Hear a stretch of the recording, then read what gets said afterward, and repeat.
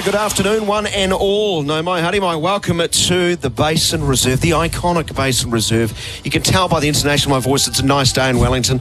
Nothing like showing off at this wonderful venue. It's great for cricket right this very moment, and welcome aboard to our coverage on SENZ. Live coverage of the White Ferns T20 series against England. Game 5 today from the Basin Reserve, which has plenty of sunshine, which is wonderful. Although there is quite a southerly storm on its way. And about now, we're probably going to start to see the southerly breeze, which is a breeze right now, really start to ratchet up. It's going to be gale force later tonight.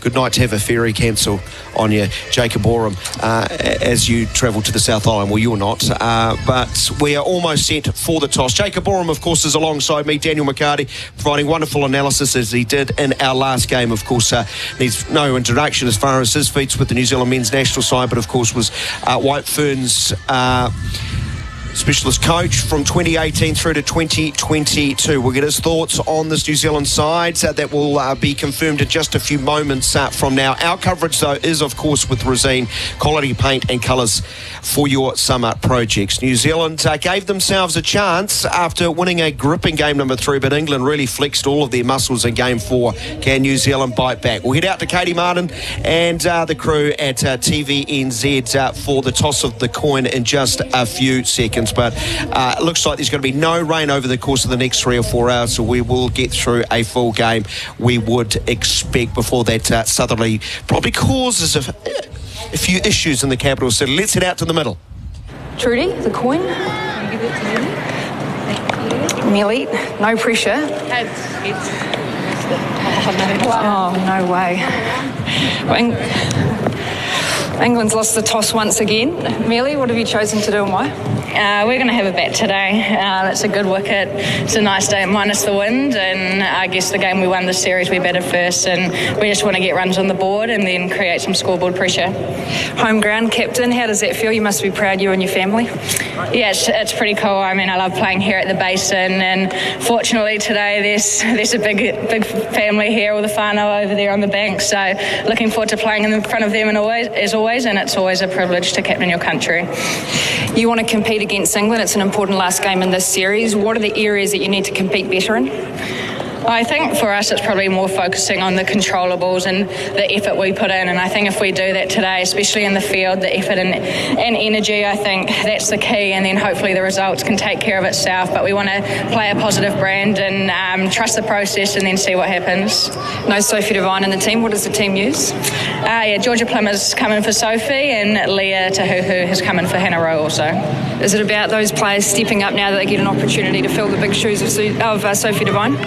Yeah, I guess it's every time you play for your country, no matter if it's your first game or your 300th game, you want to contribute to the team and play match-winning performances, and that goes for everyone, and you want different players to step up at different times. But there's obviously some more experienced players, and but I think there's been people that have been outstanding, like Fran Jonas has been outstanding all series. Expecting Susie to have a few words in your ear? Yeah, she'll be warming up, but we'll see. Go well today. I thought that might... here with the change of captain. I'm getting a lot of stick for my tossing record. That's a queen sweep to the Kiwis in terms of toss, but I actually wanted to bowl first, so we finally got to do what we wanted to do, which is nice. You've wrapped up the series, but I guess for you guys it's around continuing that momentum with the ODI series coming up as well. Yeah, 100%, and it's a big obviously year for T20 cricket with the World Cup coming up, and we want to keep learning and setting our own standards as a team and keep moving ourselves forward. So yeah, we really want to keep a foot on the gas today and really put in a strong performance. Have you been happy around the competition that's been developed in this team with, I guess, a number of different players coming and going?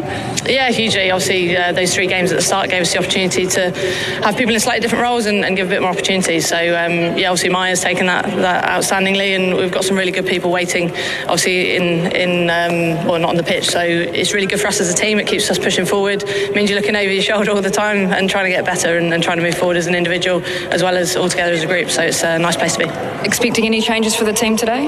Yeah, we made one change. So Lauren Bell was resting, and we're bringing Big Phil, Lauren Filer. And Maya all good? She's all good, yeah. Good luck today. Thanks, Maya. Thank you very much to TVNZ for providing that audio fronted by Katie Martin. The news for the middle. New Zealand has won the toss again and will have a bat. But England quite happy to be bowling up first. Let's look at the two sides. Danny Wyatt, Maya Booth, Alice Capsey rather. Nat Siver-Brunt, the vice-captain. What a player. World-class all-rounder. Heather Knight, the skipper, at 5. Amy Jones, wicket-keeper. Sophia Dunkley coming in at number 7 to show us the power in that batting lineup. She started the series opening the innings, of course. Danielle Gibson, a final rounder. Sophie Eccleston, the number 1 T20 international bowler going around the women's circuit. Charlie Dean and Lauren Filer, who comes in like for Lauren Bell. Pace for pace out. Filer can get it through at a good clip. From a New Zealand perspective, Susie Bates, Bernadine Bazodin hope will continue to open together. Millie Kerr, captain today, batting at first drop. Georgia Plimmer, of course, into the squad with Sophie Devine out through that quad injury, a precautionary move it does seem, of course, with World Championship points up for grabs in that one-day series. Those were the words of Sophie Devine when she spoke at the end of game number 4. Maddie Green at 5, Brooke Halliday, Izzy Gaze will keep the gloves, Jess Kerr. Leah Tahu, who comes back into the side. Hannah Rowe dropping out as they rotate their cast of fast bowlers. Rosemary Mayer deservedly retains her spot, though, and Fran Jonas, the left-arm finger spinner, making up the remainder of the playing 11.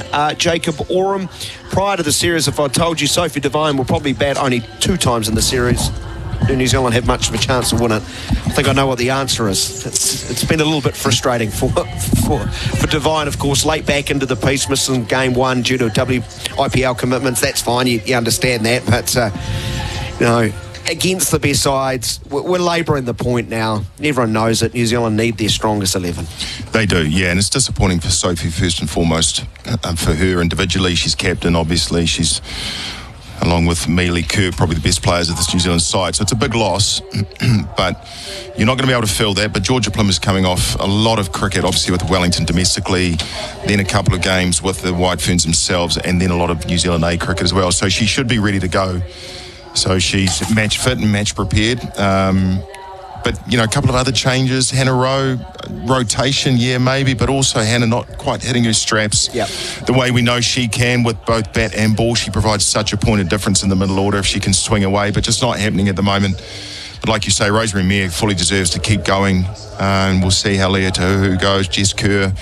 So they've got a job to do today. It's a dead rubber, but it's interesting. England's not rotating a lot, are they? They're still going that one position. Bell for Filer, who... watch out for her. If she comes with that, if that southerly picks up and she's got that behind her, she does have pace. So I'm looking forward to seeing her bowl. Indeed, nice tall right arm, quick bowler. Georgia Plimmer batted at number 3 in the first game, of course, when New Zealand didn't have Kerr and Devine. So it sort of makes sense she's called back. Just turned 20, very, very young, and sort of learning on the job. And I've seen that from the times I've watched her bat this summer. Lots of starts, and she'll going through a maturation process. She's a good player, but you can say that about so many young players in New Zealand women's cricket domestically, and we even saw yesterday with New Zealand A against England A down in Nelson, the likes of Prue Catton and Caitlin Blakely, Michaela Gregg. Like, these players can play. If you saw them in a vacuum, like in the nets, they can play pulls, cuts, drives, sweeps. They can play it all, but the key is, how do you construct that innings? How do you score runs when the pressure's on and the bowler's trying to squeeze and get you out, which is cricket. So while they are highly skilled, and Georgia Plimmer is definitely that, she's a great athlete. She'll be an amazing asset in the field, be the best fielder out there probably. She just needs to get experience to be able to develop those innings, and she'll get there with plenty of cricket coming her way. But I think her best cricket is ahead of her, but days like today, it's just got to be part of that learning process. And it's a great opposition to test yourself. I think, to borrow your phrase for the last game, they're just so well drilled.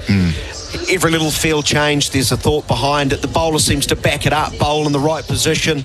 I think you made that great observation. Long off was, you don't drop back and took a catch to the very next ball. They know what they're doing, England. Well, you could look at that 2 ways, because if that happened with New Zealand bowling, and finally came up and long off went back, Heather Knight's probably, or Siver-Brunt sweeping over the fielder who just came up. And that's the skill difference between bat and ball. But yeah, look, Heather Knight is an outstanding captain, and Sophie Devine in her own right, and does it her own way, is a good captain as well, good leader.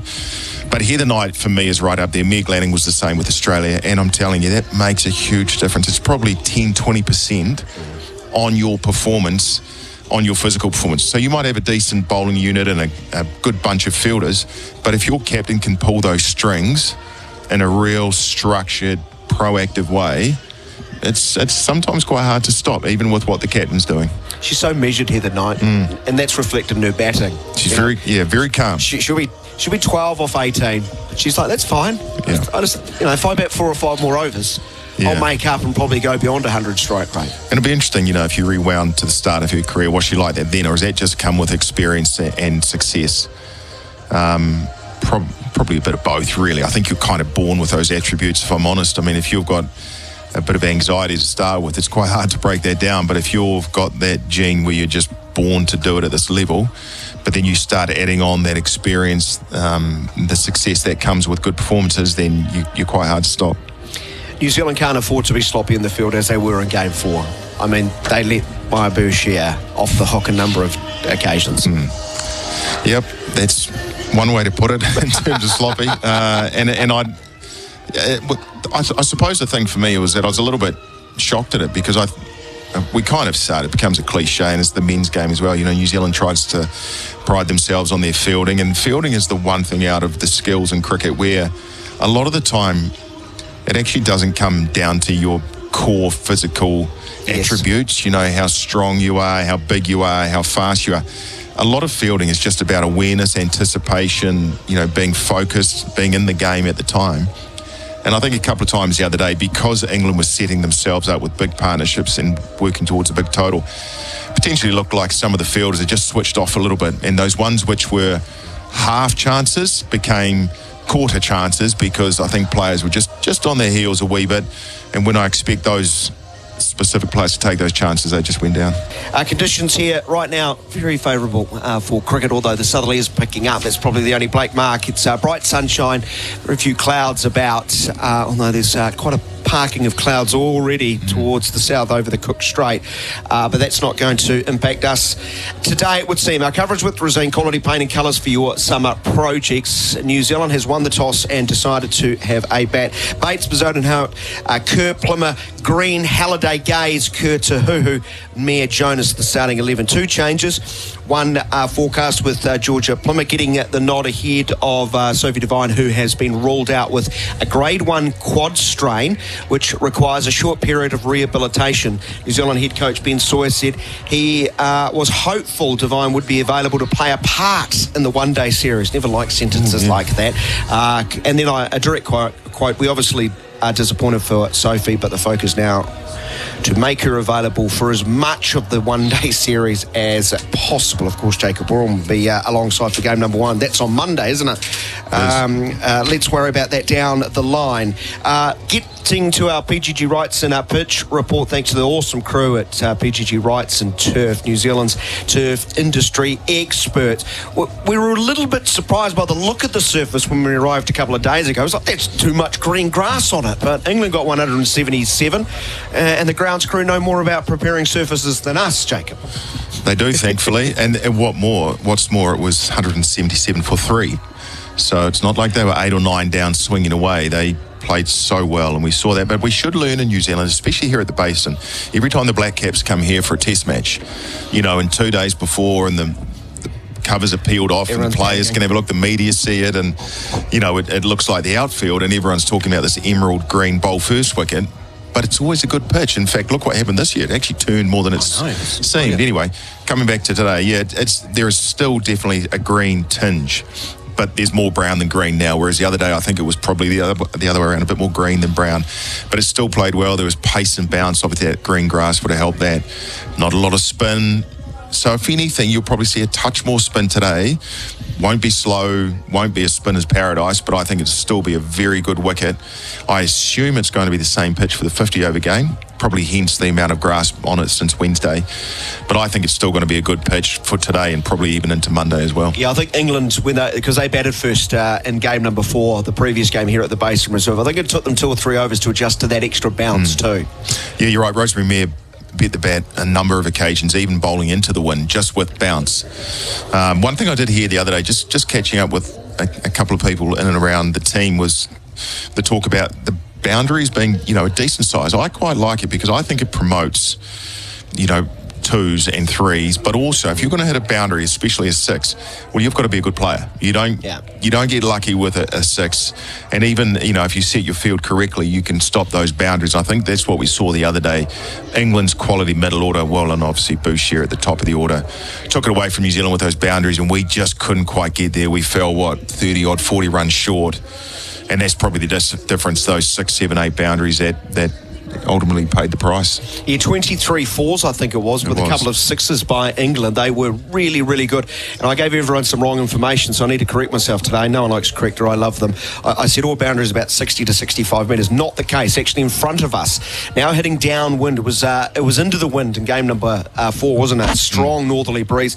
It's over 70 metres here and 74 out to deep mid-wicket, down towards our right-hand side. So if you're a right-hander batting at the Adelaide Road end, you're heading towards Cow Corner, that is a long boundary, although you will have the southerly behind you somewhat. Which are big pockets, and I know in the Super Smash, so domestically, we're playing sometimes in the 50s, so 58, something like that, 56, depending on what side of a block you're on. And that's the good thing about internationals. Generally, you will get towards the centre of a block, so you can take your pick with boundary size. But, if players are coming up, getting used to trying to hit fours and sixes on a 56, 58 metre boundary, and then you come to something like you were saying with 74 metres, it's a different ball game. Yeah, and England are masters of nudging and calling the two, it seems, almost immediately. That was our pitch report, thanks to PGG Wrights and Turf New Zealand's turf industry experts. Jacob, I've been crunching some numbers from certain sections of this series. Overs 1 to 6 and overs 15 to 20. So the opening 6, the power play, and the last 6. New Zealand, as far as runs scored inside the power play, have edged England 3 out of 4 games. They've done quite well there. Of course, game number 3 was the obvious exception. I think England got off to an absolute flyer, with 60 for the loss of 1.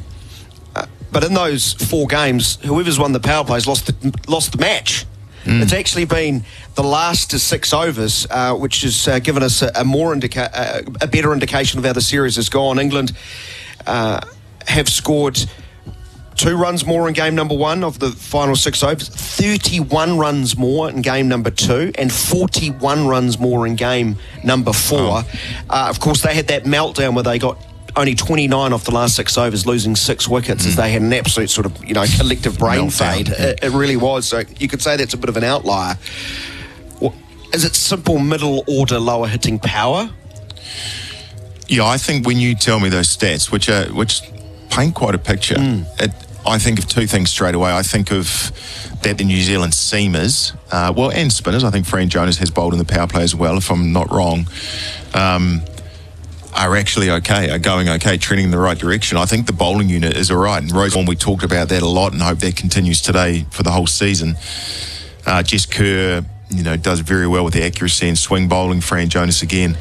So that's the story in itself. The other thing is what we alluded to before was around the boundary hitting ability of the English middle order and well, they haven't even really got to their lower order, have they? To be fair, compared to our players trying their guts out, not exactly losing wickets left, right and centre. They're still hitting it well, but again, I come back to the field sets. We will hit it well, but straight to deep mid-wicket or deep square or long on. The English have the ability to pierce a bit of a wider gap, and I've seen that as well in the A series that's currently going on. Now, is that something's happening at a lower grade or something in coaching or the way they play domestic cricket? I don't know, but it's becoming fairly obvious. Yeah, we've got more time to talk about that as the game progresses. So collectively inside the power play, New Zealand have scored 9 runs more. But over the last 6 overs, over the course of the 4 matches prior, England have won those last 6 overs by 40 runs. And that includes New Zealand winning game 3 by 34. So, which is huge. Yeah, it is quite huge, quite significant. It will be England and Nat Sivabrunt to bowl into the southerly breeze. She's got a slip, 3rd man inside the circle. Boucher, who's fit despite her own quad injury concern in the last game, a backward point. Deep cover, extra cover, mid-off, mid-on, mid-wicket, and fine leg. And we're all set. Countdown is about to be heard around the Basin Reserve. Good crowd in. The bank is filled up nicely.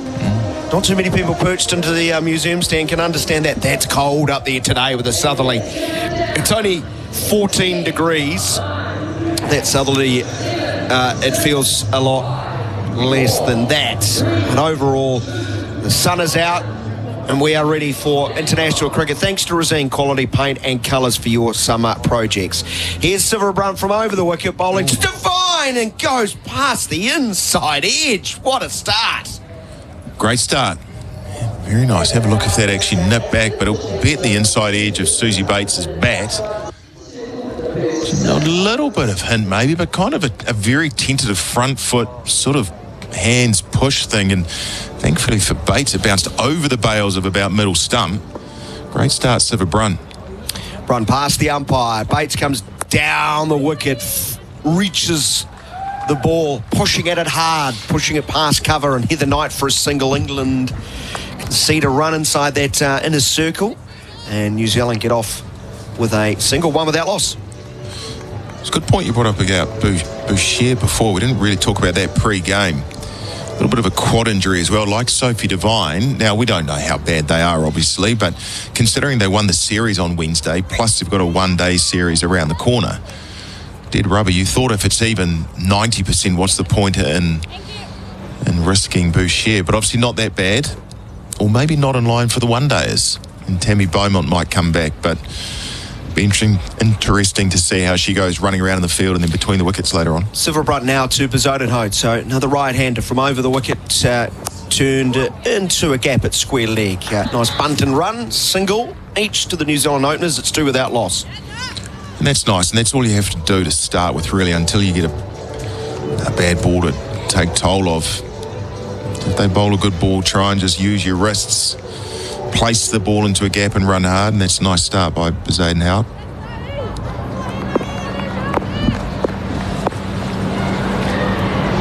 Slip still in play as Bates comes down the wicket, then has to adjust and almost does play a sweep. Sort of a running sweep stroke towards Dunkley for a single. Adjusted her eyes nicely, flicked it away, three without loss. Yeah, well, that's Bates's sort of MO. Now when she starts, she does come down the wicket a lot. And in fact, just saying that again, she not only down the wicket but towards the offside as well, and ended up having to play a sweep shot down to fine leg. This is a leg side wide. Good stop by Jones, diving away to her left hand side. Often see that visiting players bowling into the Wellington breeze, just struggling with their line a little bit. So four without loss. Mai Boucher is in the one-day squad alongside Tammy Beaumont, Lauren Bell, Alex Capsey, Kate Cross, Charlie Dean, Sophia Dunkley, Sophie Eccleston, Lauren Filer, Danielle Gibson, Sarah Glenn. Here's a play and misses, and no, an outside edge. Bezuidenhout goes, wafting the bat outside the line, and the English all-rounder has an early breakthrough. Four for the loss of one. Bezuidenhout out for one. And not a great start for the White Ferns, obviously. Just a very tentative shot. It is a bit of width.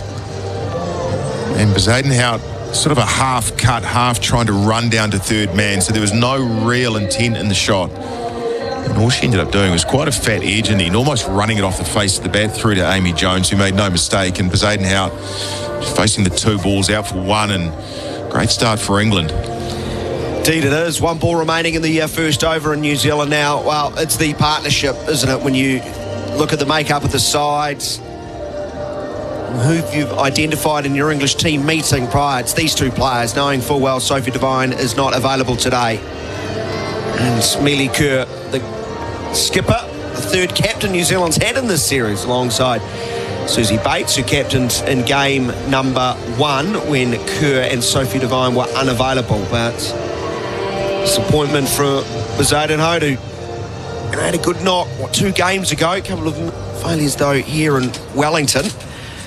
Gone in the first over. So Kerr got a start here a couple of days ago, didn't kick on. She's dancing down the wicket, pushing into the cover region for a single. Quite an eventful opening over, it has to be said. 5 runs off it, the departure of Bezuidenhout for one. New Zealand are 5 for 1. Yeah, wasn't it? Roll call, Manchester United, Liverpool, Man City, Everton, Burnley. We've got you covered. Get the EPL in your ear canal on SENZ. SENZ. It's Kiwi for sport. Call anytime 0800 150 811. cricket on the radio. What a treat. And it's coming to you all summer long right here on SENZ. Catch ball-by-ball commentary of every home international right here. Lauren Filer, ball in hand, big smile on her face because she's got a roaring southerly in her back. Into the side, bowls with good pace. Our coverages with Rosine. The paint professionals use 5 for the loss of 1. New Zealand losing Bezodenhout 4-1. Bates and Kerr, so much responsibility on these two. Slip behind the wicket, Filer. Buzzing action, gets a ball to nip back into the right-hander who takes the hand off the back, Kerr. Good pace. Turned into the onside, no run. Yeah, I'll be checking out the speed radar for sure, and you can tell a lot by the field set what the captain is thinking in terms of pace and bounce, and that hurried on to Mealy Kerr. You've got a fine leg and a third man in conventional positions, which tells me that they're not toying with having kind of a deep point or a wider third man or a wider fine leg. They know the ball's going to be coming on with some pace. Kerr waits, bent at the knee, and she's beaten outside of off stump again. Good pace and carry, sort of shades of how England started with Rosemary Mair, who was pushing into the northerly breeze on that day, but again, good bounce more than anything. Well, the other day, Rosemary Mair, if I remember right, was 114, 115. Up to 117. Up to 117, but into the wind. Filer now with the wind behind her, 122 that was, which is starting to get up there in the top bracket of female bowlers. Again, she bowls and beating Kerr, who's in position to play the cut stroke, but that's just pace. Pace has gone past her. It's great to watch, isn't it? Like it adds another element. It really does. And this is great to see in women's cricket. Bit of fire, bit of pace, bit of bounce. I mean, this is Amelia Kerr, who's world class, coming off WPL success, plays all around the world. And that's 3 dot balls in a row. 109 runs in this series, an average of 54.5 prior to today. Now goes across the wicket, scoops over the keeper's head on the back of the southerly, 1 bounce 4. Well, that's quite a reply, the first boundary, 9 for 1. It's a great shot, and it is a sign, 119 Ks, it is a sign that Amelia Kerr is saying, yep, I'll just use your pace then. You want to come hard at me, well, I'll just hit it over the keeper, which is just a current shot, isn't it? It's a modern shot, without making myself sound too old. I was going to say, they did play it when I played, but reasonably contemporary. Yeah, I know I'm young. Thanks, Daniel. You've got your boys here today. Fantastic to see. Pushed into the backward point region by Kerr. There's going to be no run. They are allowed to come in here, by the way. They don't have to hide. Well, they can only come in if they're bringing the caffeine, which they've already done once today. They already have. They've done very well. Fantastic. Obviously, it's Dad's money, but coming back to the cricket, yeah, we played Filer. We New Zealand A. I was with New Zealand A T20 series against England A, but we played a warm-up game against England and saw their Filer at her pace side on. Great to watch. Nice tall approach.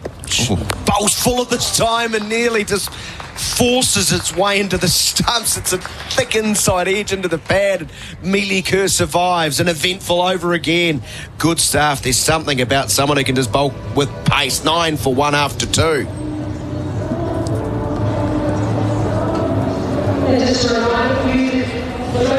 It was one of the best games for the Warriors in 2023. Big Bad Allen goes underneath the post. A packed home final, a win against the Newcastle Knights, and a place in the NRL's preliminary finals. And the Warriors are going to their first preliminary final since 2011. And now the Warriors meet the Newcastle Knights once more this Sunday at Go Media Stadium, Mount Smart. They've already got their first win of the season. Can they make it number 2 and find themselves inside the NRL's top 8? Tune in for live commentary right here on SENZ. Build up from 5 p.m. with kickoff at 6. First ball of the third over, we'll see Divine. Susie Bates play a very delicate late cut, almost as if she's trying to run a catch into the hands of first slip. Luckily for her, it's landed maybe half a foot. What's the thinking there, Jacob Gorham? Please don't do it again, Susie. That's just fraught with danger. Slip is there for that shot. Third man inside the circle, Siva Brunt again, who's second over, turned into the onside, no run. Gee, she's so steady.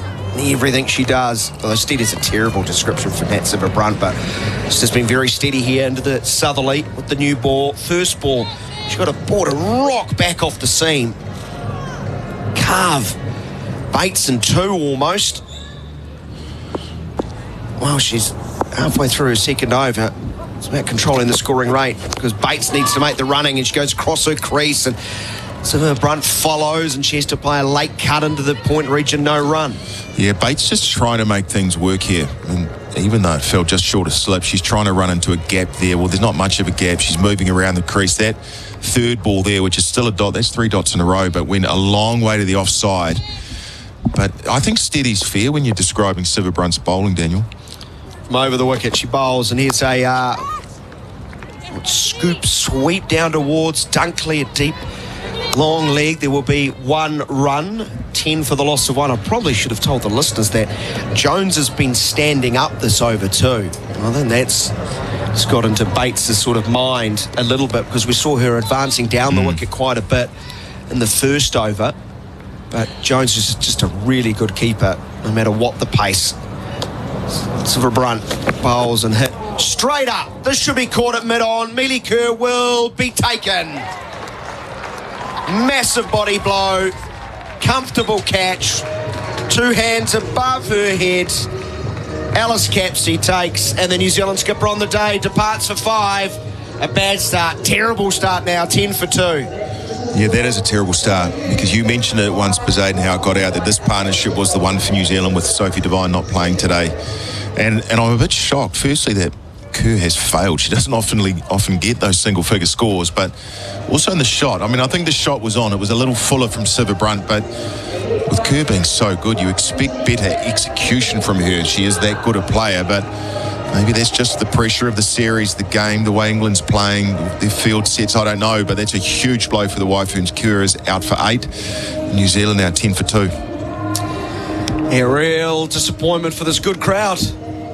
Really good crowd, and now, Jacob, Wellingtonians fashionably late as always. The bank's heavily populated, but they look up and they see a sorry-looking scorecard with one of their genuine world-class batters gone. So much now it rests on Susie Bates' shoulders. But Georgia Plummer arrives to the middle, back into the side, played game number 1, 21, batting at number 3, but in for Sophie Devine. And the right-hander will see Siva Brunt moving in from over the wicket, bowls to her, and she tries to turn onto the onside, hits high on the bat, trickles back to Siva Brunt. The end of the over, a successful one for England, 10 for 2 after 3. Big names, big games, big money. It's the English Premier League, live on SENZ right through the season. Get the EPL in your ear canal right here. Listen to the Rural Roundup on Sundays with me, Andy Thompson, as I cover the biggest topics in New Zealand ag. Tune in from 6 to 8 a.m. right here on SENZ. Summer is a great time for sport. Cricket, racing, golf, tennis and much more. Whether you're playing or following the pros, keep an ear on SENZ for all the action. Right here. It will be Filer to continue. No surprise here. Her first over was menacing with genuine pace. Went for 4 runs with the southerly at her back from the Adelaide Road end. And Susie Bates is almost backing away to leg stump and hurriedly has to push the bat down at the last to poke it to cover, no run. You're just short of 120 Ks again. And I'll keep an eye on that, because if that starts getting into the early 120s, as I said in the last over of Filer, that is starting to get up there for women's fast bowlers, female fast bowlers. But it's good areas. No ball. No ball. Here we go. Signal. So a release for New Zealand. So a free hit coming up. Filer still beaming smile though. It's coming well out of the hand. Bright sunshine in Wellington. Still a slip. Is going deeper and deeper, it seems, per ball. Bates goes across and tries to pull, gets a top edge, it balloons back over the bowler's head into a gap, just a single. And that's a sign of the pace and the bounce, not only of Filer, but of the pitch as well. Hello. 124. Was it 124? I said I'd keep an eye on it, and I didn't. Very next ball. But there we go, 124 with a short ball. But it just ballooned over the bowler, so hitting high on the bat, showing that pace that Filer's got. Not the longest of run-ups either, and she gathers herself nicely and goes past the outside edge. It was there to play, that stroke, the cut stroke for Plymouth. But the bat came down almost as the keeper caught it. So, again, 123 plus. And I think in the WPL, I may be completely wrong, probably am, but I think Ishmael from South Africa hit the 130 mark, which was one of the first times, if not the first time, a female fast bowler's gone past 130. So if we're talking 124 here, it's right up there. Filer, much taller than Ishmael, and his drive that slices over cover into a gap. They should come back for 2. That will relieve the pressure a little bit. as Plymouth gets off the mark. The score 14 for the loss of 2. Now, Ishmael's quite short, but She's wonderful rhythmical approach, like a real athlete, sort of uses that pace into it. When you got Filer sort of herky-jerky start, and then has, 5 or 6 strides max, it seems. Long arms, long sort of strides. Now, and she moves past umpire Cotton. Bowl short. Oi. Oh, that's into the armpit. Deflects to mid-wicket. They'll get a leg by, but that was preservation more than anything. 15 for 2. I think there should be a rule in cricket that the fastest player in your squad has to play every game. Just for entertainment. Even if they're injured. Roll them out. There you go. Give them a whole... You'll be sponsored by Voltaren and away you go. And I know this sport, especially this form of the game, is designed for the batters, right? And I get that, but there's something about a fast bowler. In good rhythm, hurrying up batters. Totally. And the previous ball to Plymouth plays the short ball well. But the thing is, you don't face this sort of pace, ever, really.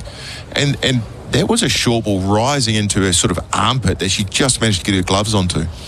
Bates waits. She's going to come down the wicket, and a bouncer is pulled away magnificently for 4. It's a lovely shot. Almost a little bit telegraphed. I think everyone knows Filer's got some good pace and rhythm and bounce going here, but good players are still going to be able to catch up some loose balls, and that was very short. That was almost above Susie Bates' head, even with the dance down the wicket. And just behind square all the way, with fine leg being very fine. No one stopping that. 19 for 2, last ball of the 4th over. Bates up to 8. She waits. Filer goes with a low full toss, and she swats the ball through very straightish mid-off past the inner circle. Long chase, good connection between the mid-off and mid-on. Running back for England in the form of, who's that? That's Gibson. It might be Knights, in fact, and they'll come back for 2 runs. And Susie Bates has broken a bat, it seems. 4 overs gone, 21 for 2, and Hannah Rowe's going to run out a new bat. Saturday afternoons on SENZ are all about racing, and the Good Oil from 1 p.m. every Saturday is your one-stop destination. Yeah, good. Money in the bank. Yeah, good on the team, boys. Nice work. $100 multi, so gets us home 2,961. So join Clado and plenty of special guests as they win, lose, laugh and cry. But as always, they've got the Good Oil from 1 p.m. every Saturday on SENZ. 4 overs in, our coverage with Rosine, the Paint Kiwis Trust. Really entertaining. 21 for 2. England on top. Silver Brunt's going to bowl a 3rd over. Pushed into the mid-wicket region. Run out chance. Poor throw. Really poor throw from Danny Wyatt, is it? It is, Wyatt. Absolute chance.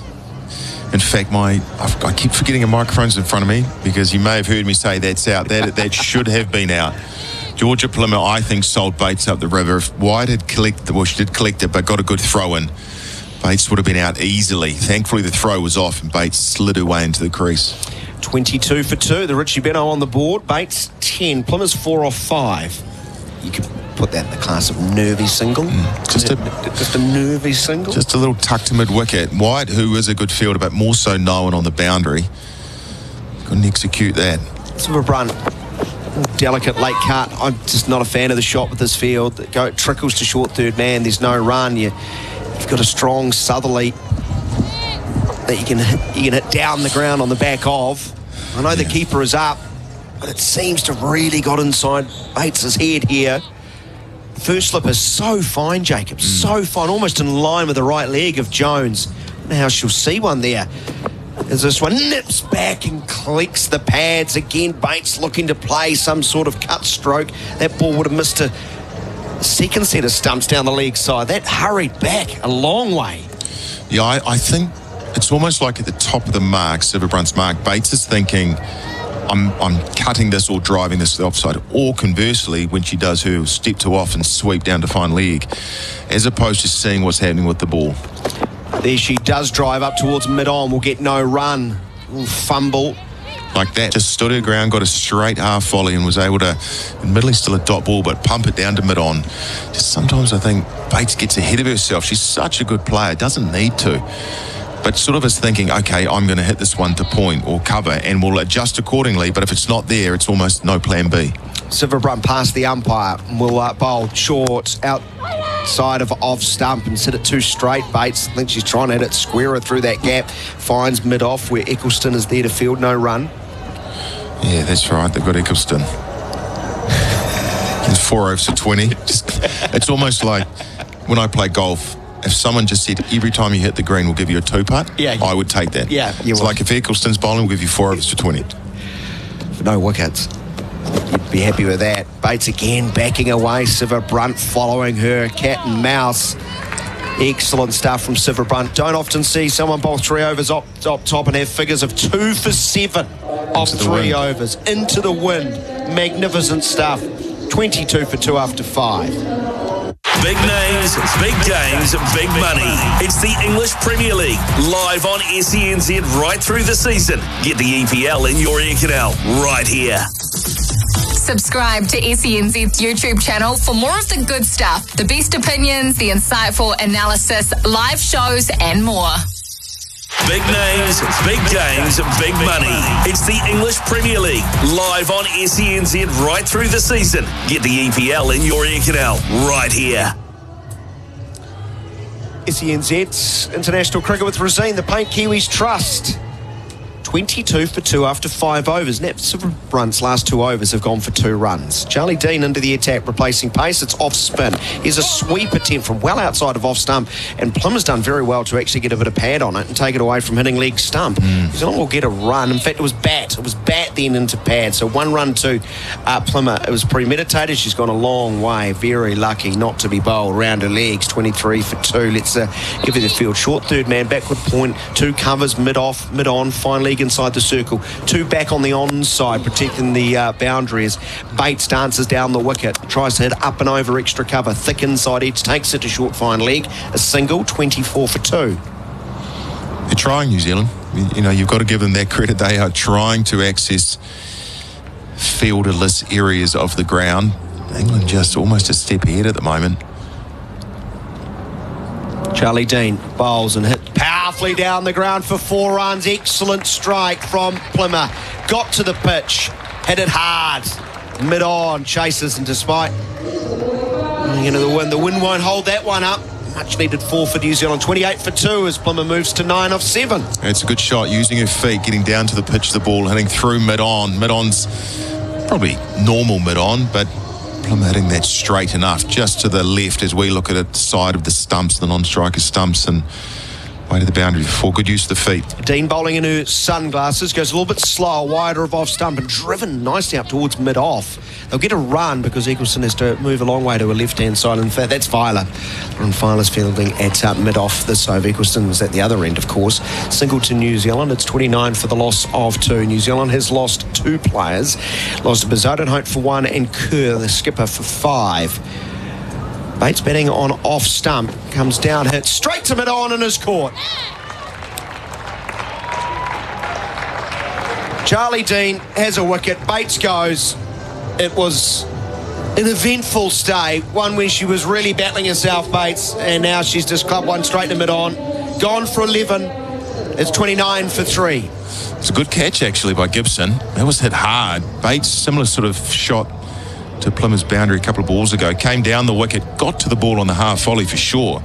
And because of that, was able to hit the ball with some real power, but neither on the ground or aerial enough, and hit it kind of head height. And Gibson, who's at mid-on, sort of took a catch, if you picture it, normal cup, not reverse cup, but around about shoulder height to her, about right shoulder height. And it's a good grab, and unfortunately for New Zealand, Bates, senior player, is out. And New Zealand now slumped to 29 for 3, coming to the end of the power play. It is a sharp catch, you're right. That is travelling. Checking the GJ Gardner-Holmes replay. Another thing I have noticed on the GJ Gardner-Holmes replay screen, Danielle Gibson rocking the most magnificent pair of blue sunnies. It's like she's off to a disco night. She might be. They are straight huge. after the game. But they are huge. I tell you what, she's a good fielder too, isn't she? Yes. She is. They'll put her straight to long on when the field spreads, and she'll just camp herself there, and will do a great job. And I suppose great job. That's what New Zealand need from Maddie Green now. Yeah, 29 for 3. Green, the right-hander. She too will take guard on off stump. She drives, slicing it to backward point. Boucher is there to field.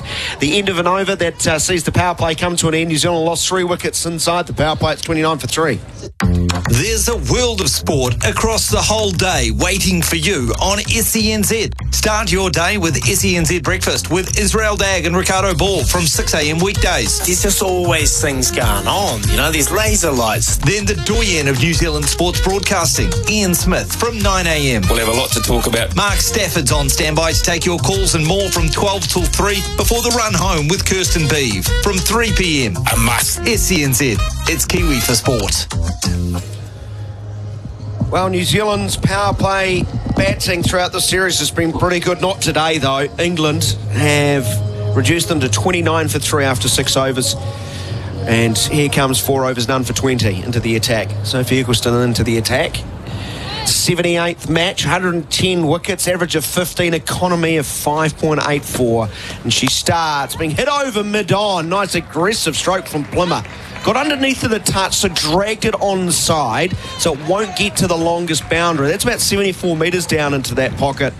It's whitish long on, or cow corner if you will. Plimmer comes back for 2 though, 31 for 3. I like it though, saying I'm not worried about a wicket falling last ball. Gibson drops back now to long on, but it's good from Plimmer, really good.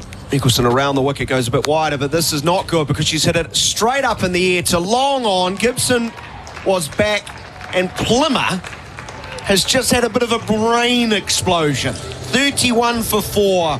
She goes, caught it long on from Gibson. First ball, she was back at long on for 12. Hard to believe, really. Yeah, I don't... Like, even coaching, you talk about that positivity, playing with freedom, not fearing failure, intent, all of those sort of coaching cliches, probably in any sport, let's be honest, Daniel. But there's still got to be a fine line between just thinking about what you're doing as well. And I did like the previous ball because mid-on and mid-off were up. So Plimmer used her feet to a world-class number 1 bowler in the world, Nicholson. Mm-hmm. Great. But then long on drops back. What can you do from there? Can you hit the ball to other areas? Can you hit on the ground for 1? Can you run hard for 2? But Plimmer just came down the wicket again and pretty much played the same shot, but this time long on was back and straight to Gibson, who we've talked about now for the last few balls. Is an exceptional fielder, and she made no mistake. Oh, this has got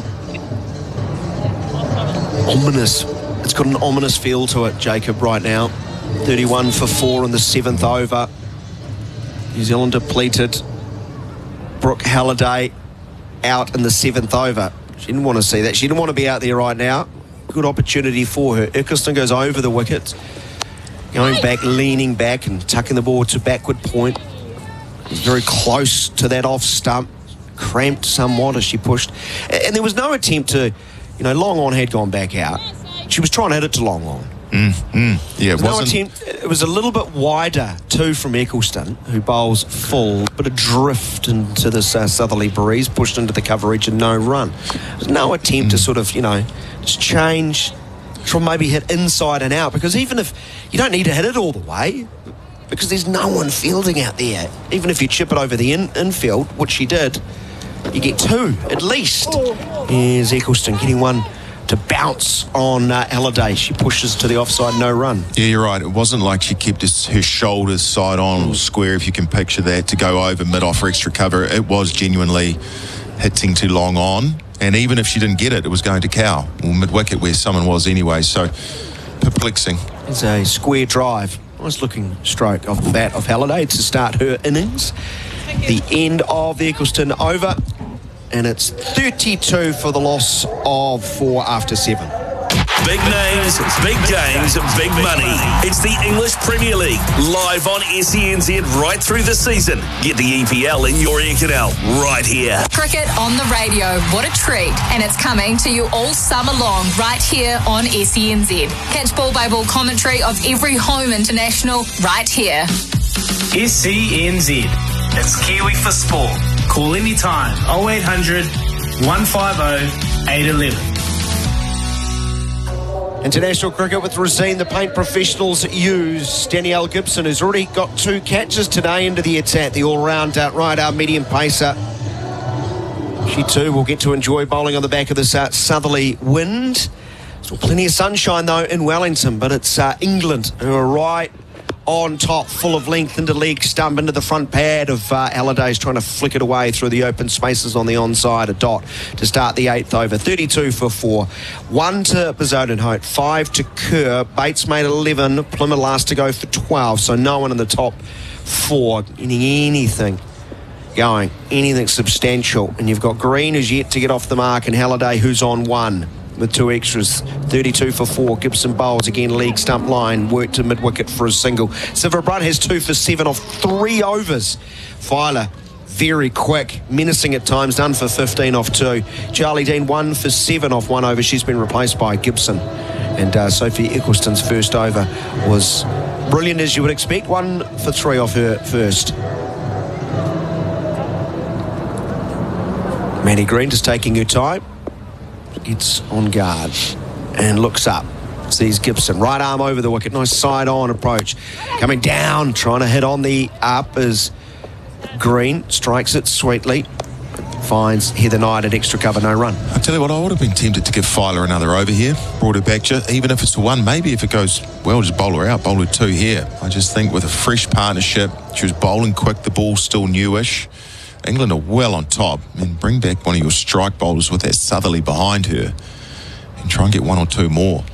Gibson. Good length. Full. Chipped over extra cover.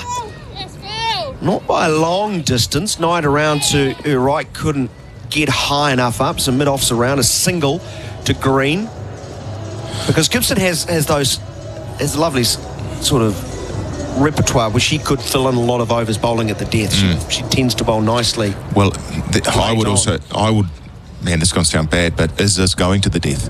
If you were here the night, bring your fast bowler on now to try and not get it that deep. Halliday, a little late cut into a gap, should get 2 here. Long chase around to her left is Capsey.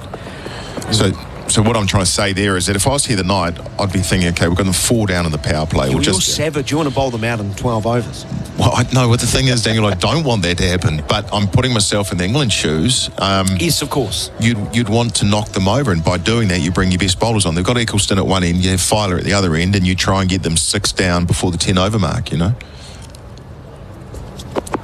Pulled away from leg stump down towards fine leg. There's going to be a single for Halliday as Eccleston does the fielding. 37 for the loss of 4. 8 overs have been bowled. Green 1, Halliday 5. New Zealand going at a snail's pace, really. 4.63. SENZ Breakfast. Didn't get much tougher than Ian Jones. He joins us now. What are you up to, mate? What are you preparing for now? Well, I always love doing events, Izzy. Got quite a big event which hoping to get you involved in, actually, Izzy. So we'll, is that the swim?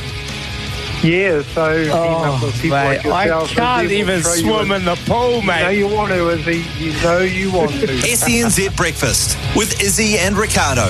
Every weekday from 6 on SENZ. Our coverage is with Rosine, the Paint Kiwis Trust. In Wellington, 37 for 4. Eccleston from the Van stand end from over the wicket. Bowling to Halliday is down. Can't get to the pitch. Has to adjust. Plays a cut stroke that creeps out to Dunkley at backward point. No run. You're seeing the feet there again by Halliday, which is good. Last over, Green used her feet to Gibson and just got one. Leading edge almost just over Knight at cover. So still looking to use their feet, play their shots, score those runs, which is commendable. Lovely drift outside of off stump, but a lovely looking stroke, elevating a drive over extra cover out to that long boundary. They'll come back for 2. Halliday's look quite positive, 7 off 10, 39 for 4, the 9th over. Again, feet there by Halliday, coming down to the pitch, the ball leaving her crease, which is brave, especially in this situation, but also with the keeper up against a world-class spin bowler.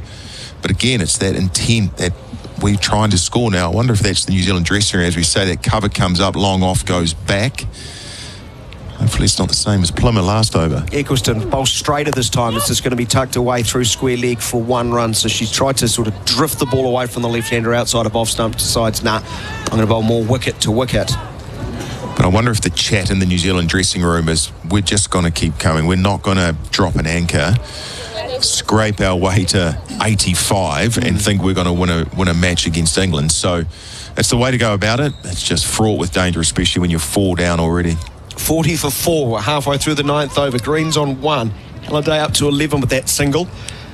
It just shows how much England are on top. And the 9th over and a slip now comes in for Eccleston. He'll bowl around the wicket to the right-hander, as she likes to do. Here's a sweep and a very delicate, fine one by Green. She'll get at least 2. Long chase for Dunkley. Does move swiftly, gets there, and will indeed be just 2. Green moves to 3. It's 42 for the loss of 4. Our coverages with Rosine, the Paint Kiwis trust. So that's nice as well. And that's making Eccleston look normal. Well, not normal for her, but like a normal spin bowler. Using your feet, hitting the ball through the covers for the left-handed Halliday there. Green just goes down and sweeps fine with no 45. It's nice play by New Zealand. Now down the wicket, late on a lovely-looking push drive that is just raced away to the fence for 4. Jacob Boreham, help me out here. I failed physics. How did that go to the boundary? It's a glorious shot. Yeah, not sure either. That you're right. She got done with pace, so she came down the wicket and almost yorked herself, so just jammed the bat down, but obviously found the middle of the bat. A couple of skips off used pitches. That runs away through cover for 4 runs. Again, though, I hate the word, but that intent, and it's starting to pay dividends. 46 for 4. Beautiful bowling from Eccleston. Just pulled the string, changed the line, middle and leg, and it's spun, and the right-hander just has to defend. 9 overs gone, 46 for 4. Big names, big games, big money.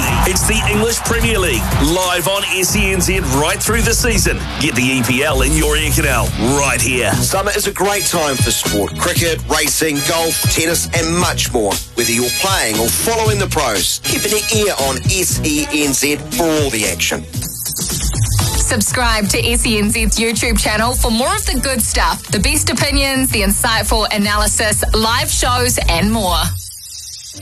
Jacob Boreham would make a fine captain of the English women's cricket side. Lauren Filer's back into the attack, Jacob. Right. 46 for 4. This is the 10th over. Our coverage is with Rosine, the Paint Kiwis trust. It will be the right arm pace bowler, bowl short, and Halliday gets some gloves on it as she tried to go inside the line and flick it very fine.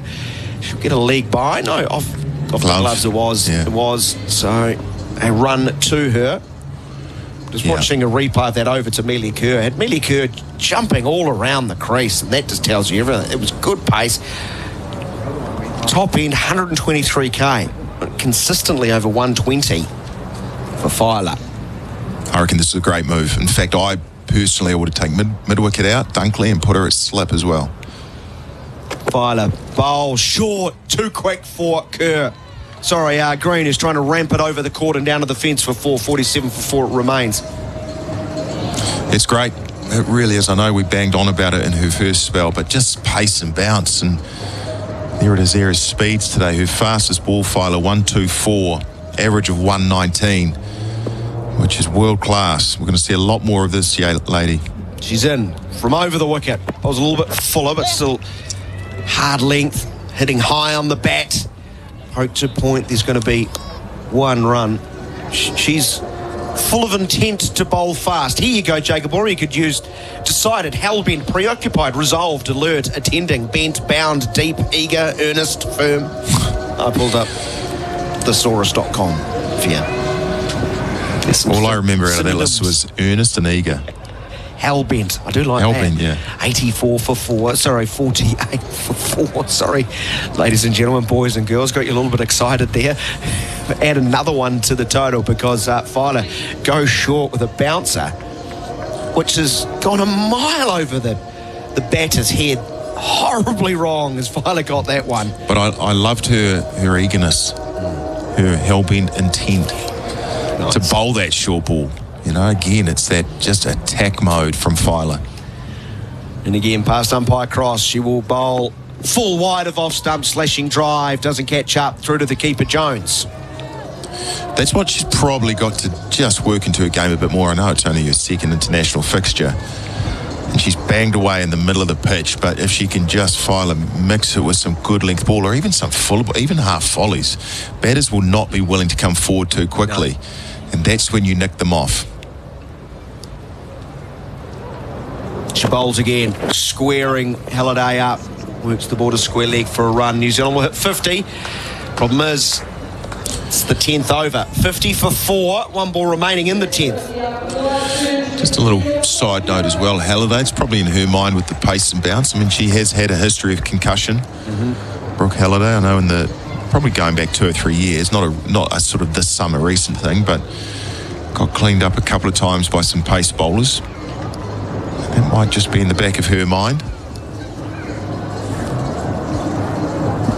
Filer wants deep mid wicket out, so Dunkley's going out. Third man's coming up inside the circle. 4 inside the circle on the offside, 1 at mid on. So deep mid wicket, backward square leg and fine leg. Deep cover as well. Filer from over the wicket. Little pace off delivery, balloons out to the offside. The bowler rushing to a left, sticks out a left arm, hoping it will fall in. Excellent bowling. There's variation at the halfway stage. England all over New Zealand. 50 for the loss of 4. Boomfa, the rugby run. Join Justin Marshall and Mark Watson every Sunday on SENZ. He's the foil that I feel we need. I don't want to see a billboard in Auckland featuring these marquee All Blacks encouraging me to come along and I turn up and they're not available. Covering everything from the MPC and Heartland competitions to Super Rugby, the Black Ferns, the All Blacks and more. Me oh my, the rugby run. Every Sunday with Justin Marshall and Mark Watson on SENZ. Yes, boy. Our coverage is with Resine, the paint professionals use through 10 overs. England have already won the series. Dominating. New Zealand are battling at 50 for 4. Halliday on strike. Dean back into the attack. The off spinner goes leg side. Flicks off the front foot, I think. That definitely took a deflection. It's going to race down towards the boundary. It's overhauled and they'll come back for 2. Umpire... Oh, that's come on, that can't be wide. Or is that spun? Well, that makes no sense because Dean's an off spinner. Would have spun back in towards the batter. I'd like to see that replay again. Here's an launch towards deep mid-off. Who drops it? Oh, Gibson has been so good this series. Just got herself in a bind. It was one of those ones where she thought about going forward and then had to run back and went sideways, hands in no position, and she's done almost a double dose of poor form to England. She's nearly parried it over the boundary. Well, it's 1 bounce, 4. Sorry, Jake. You're right. We talked her up a lot there, though, Gibson, letting one go. Dean bowling to Halliday, cuts away to backward point. There'll be no run.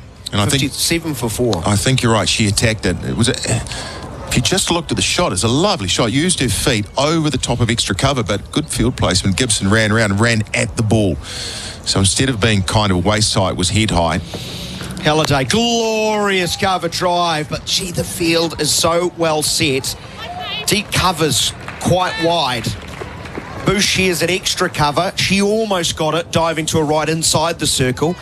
And off the bat, I thought that's 4 straight away, but Siva Brunt's across quickly. Only 2 to the New Zealand total, 59 for 4.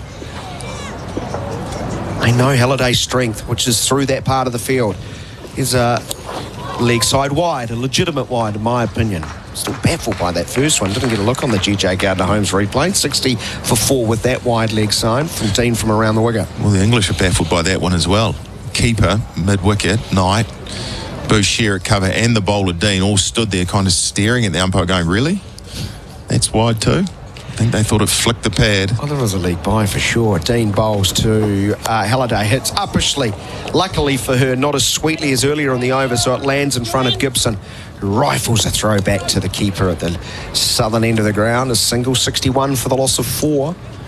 Halliday 17 off 18. Green is 8 off 9. New Zealand's run rate on the increase thanks to these two, 5.72, but still a long way off where it needs to be. Yeah, a long way off. They need to absolute minimum of 1, probably 40. This is a good wicket, and it's a decent-sized boundary with a fast outfield. 6 and over or something around there won't cut it. It has to be a minimum of 7s, but even then they have to bowl very well in the second innings.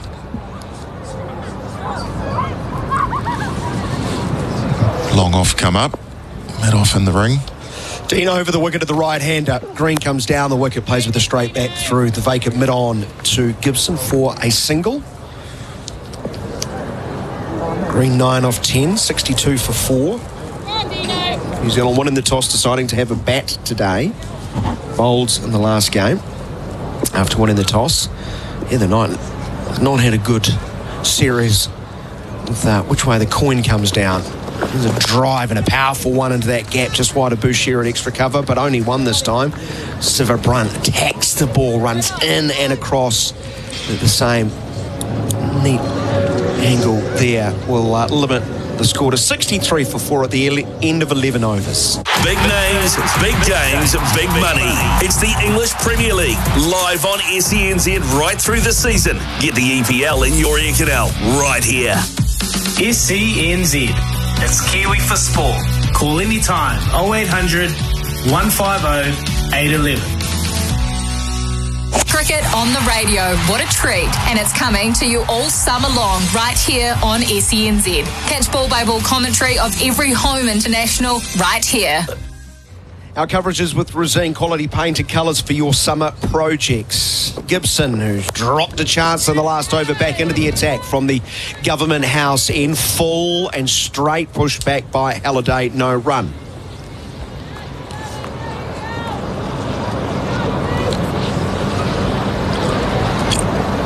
She'll be wanting to make amends for that catch. No doubt. Bowling to the player that she dropped, Gibson. Went for just 5 off her 1 over to date. Good line on the leg stump, cramping up Halliday, not bowling to his strings, work to mid-wicket. There's going to be no run. So mid-on, mid-wicket, deep square leg, just forward of square. Fine leg.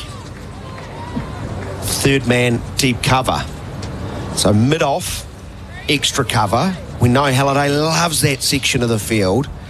So Gibson wants to cramp her up. Halliday, open stance, the left-hander waits. Gets one in a slide and can hit it over extra cover on the up and will not reach the rope. What a dive, sliding attempt.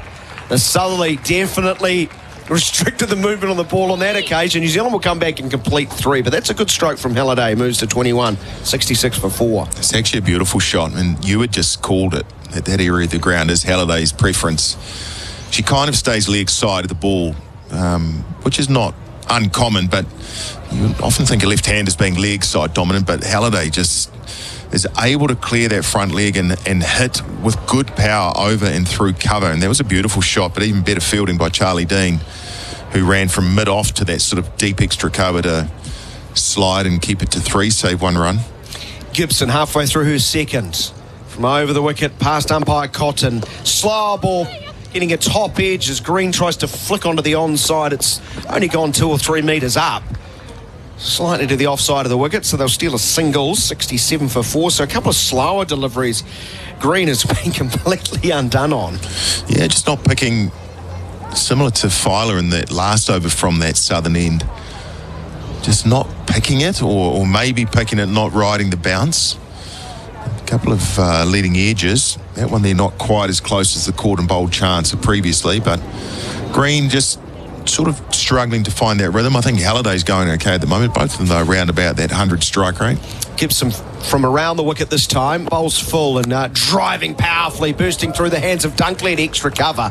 That did move off the bat. They'll come back for 2. Green needs to hurry. She does. Good throw. Might have had her in trouble. It was just a little wayward.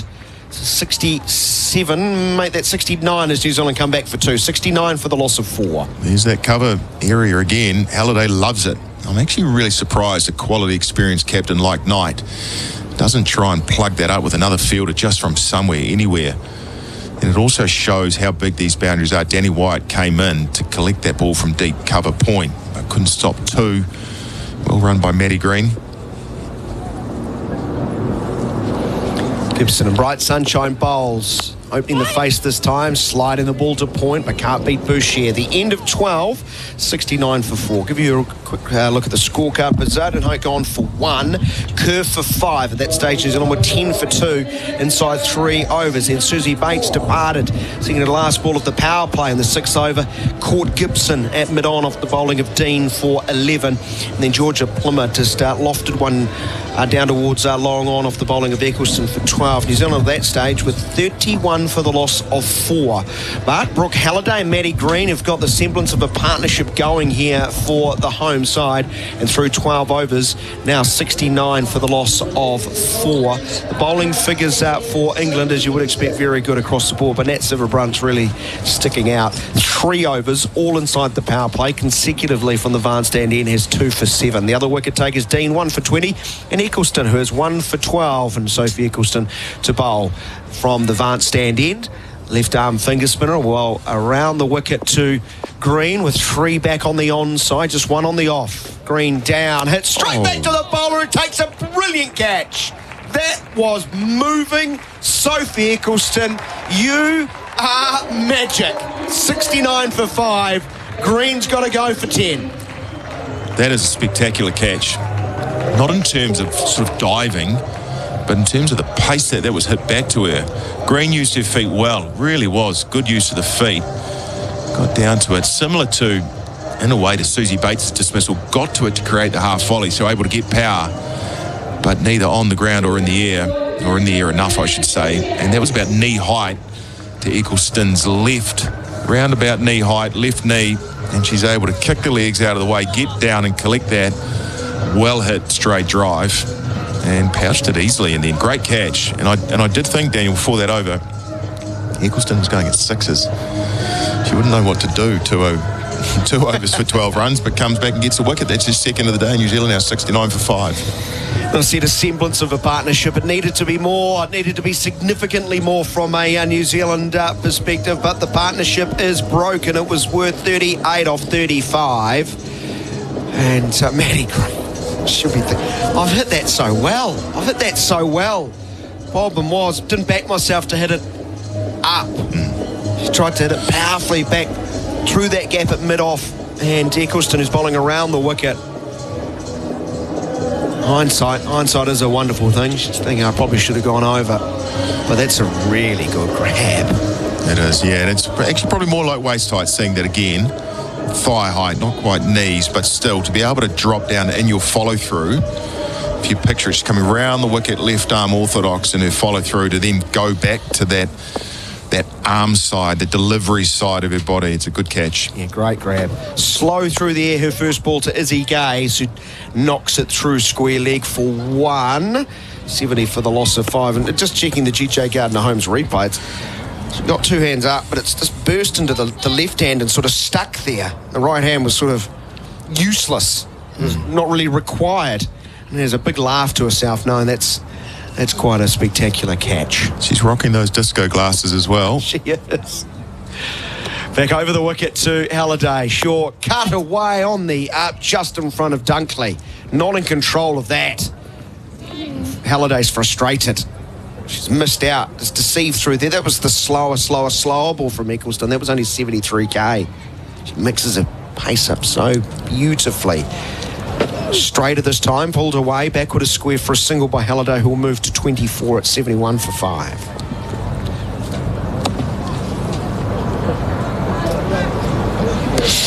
Halliday needs to keep going here.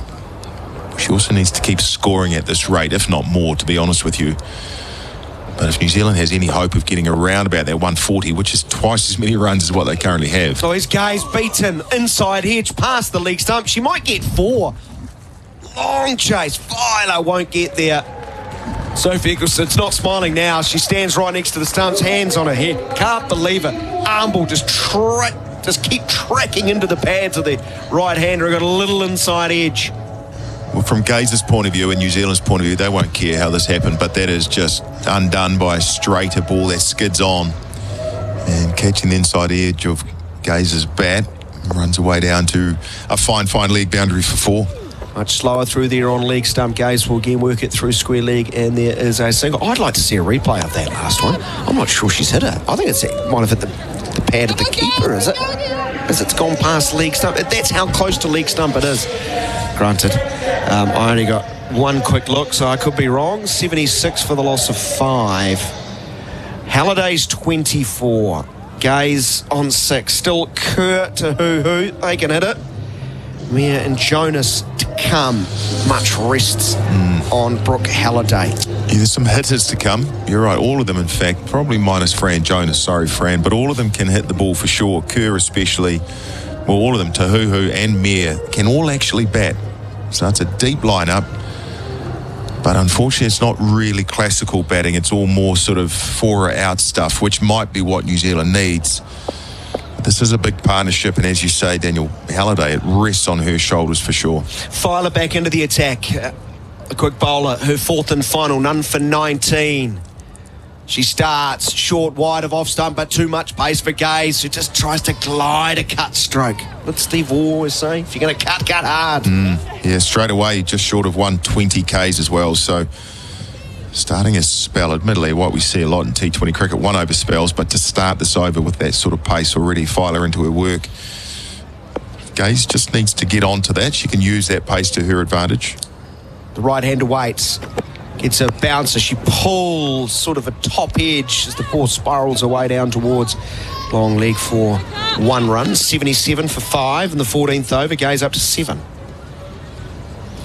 Big innings for Gaze here as well. I mean, I know there's only, 6.4 overs left. If I've done my maths right correctly there. And it's not a big innings for Gaze, but it's an important one. If she can stick around and get New Zealand around that 130, 140, it's just such an influential contribution.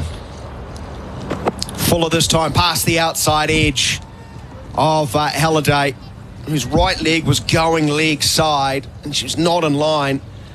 And unfortunately for Filer, I think she's actually moved the ball off the surface too. That looked like it was threatening off stump, but just angling across through to Jones. 77 for 5 it remains. Yeah, that technique is what Halliday uses a lot, and that keeps her leg side of the ball to hit through the offside so well. Shorter this time. She fends the ball away into the point region. Boucher's around, throws, hits Halliday. They won't get another single because Heather Knight's alert. The single will take Halliday to 25 off 28. But that's that variation you described. You know, if you're going to go short, you can have them hovering. And that was sort of a drivable length, but she's not ready for it. And beats him with that pace that Filer has. Yeah, and it's interesting. If you looked at a wagon wheel of Halliday, I mean, I'm guessing 90% of her runs are offside.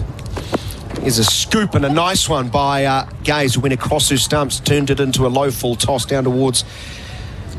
It's Castley for a single. Capsal, get there eventually. Sorry, Alice. I'd almost be tempted to almost have another slip as well, just the way Halliday wants to stay and run the ball from anywhere from sort of backward point or hit it hard through cover. Just plug that area of the field up a bit more. Halliday on strike, 79 for 5. She drives up towards mid-off, hits it too sweetly, so can't steal a run. 14 overs gone, 79 for 5. I'm Andy Thompson, host of the Rural Roundup on SENZ Radio.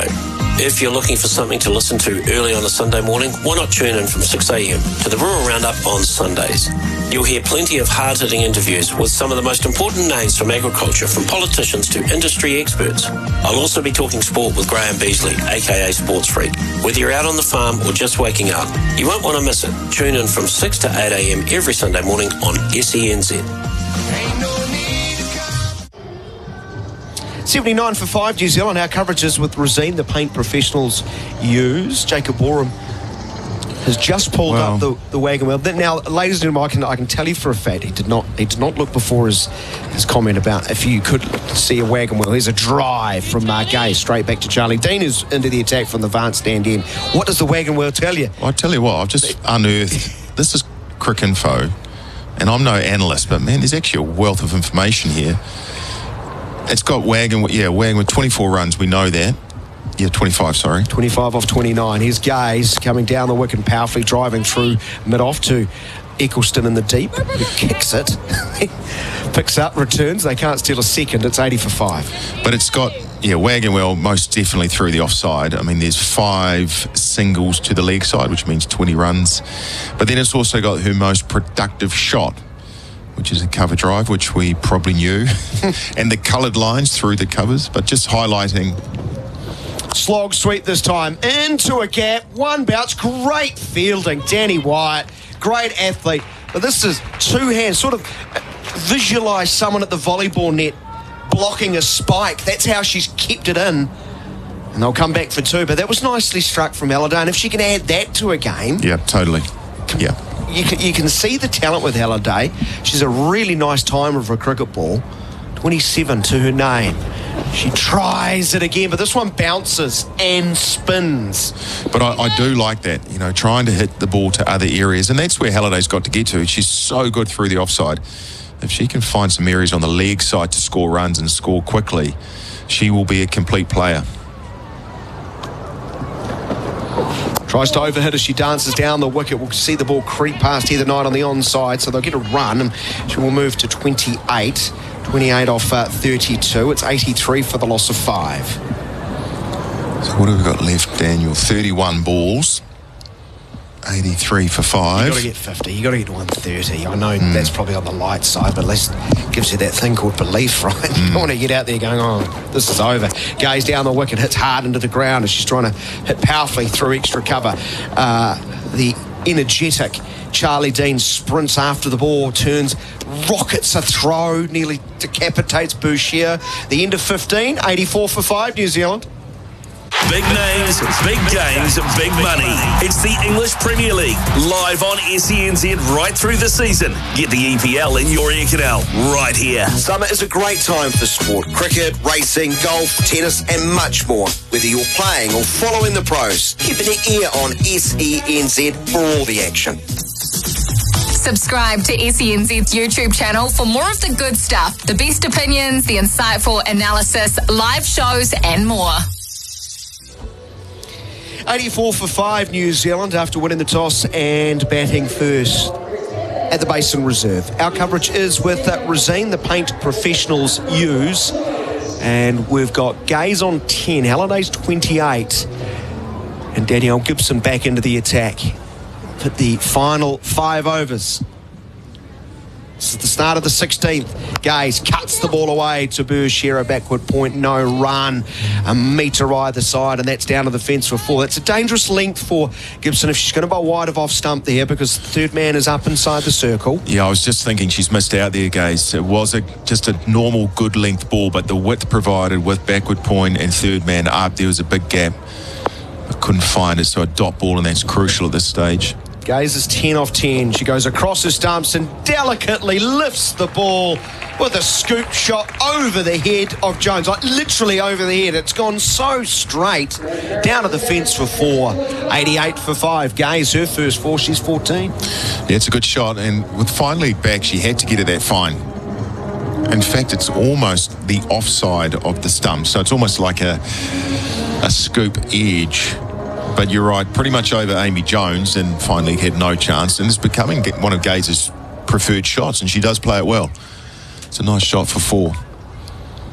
Gibson, her third over, none for 15. Nice and close to the stump, short and wide outside of off stump, but it's a slower delivery. And she's a long way through the shot, Gaze. She's trying to smash it through the point region. Hits it back to the bowler, no run. Yeah, it's a slower ball, but that's now 2 dot balls out of 3. And that's not what New Zealand wants. She played a beautiful shot as he goes for 4 in the second ball. But when you book in that, or either side of that with dot balls, it kind of just negates any sort of flow you're trying to get with that boundary. Fine leg has now come up with long on going back. Gibson will bowl. Another scoop attempt. That's this time a little bit more leg side, but same result, 4 runs. Fine leg was up inside the circle. Well played by Gaze. Moving to 18. New Zealand 92 for 5. Well, it's dot all 4 this over, but the 2 4s have been very, very good. In fact, that's another slow ball, and it's outside off. Well outside off, slow ball again, but Gaze in good position and plays that shot well. That's off the middle of the bat. Yeah, she's in played that good, really well. I think she's in decent form as he goes long on, comes up, finally goes back, but she's executing that very well.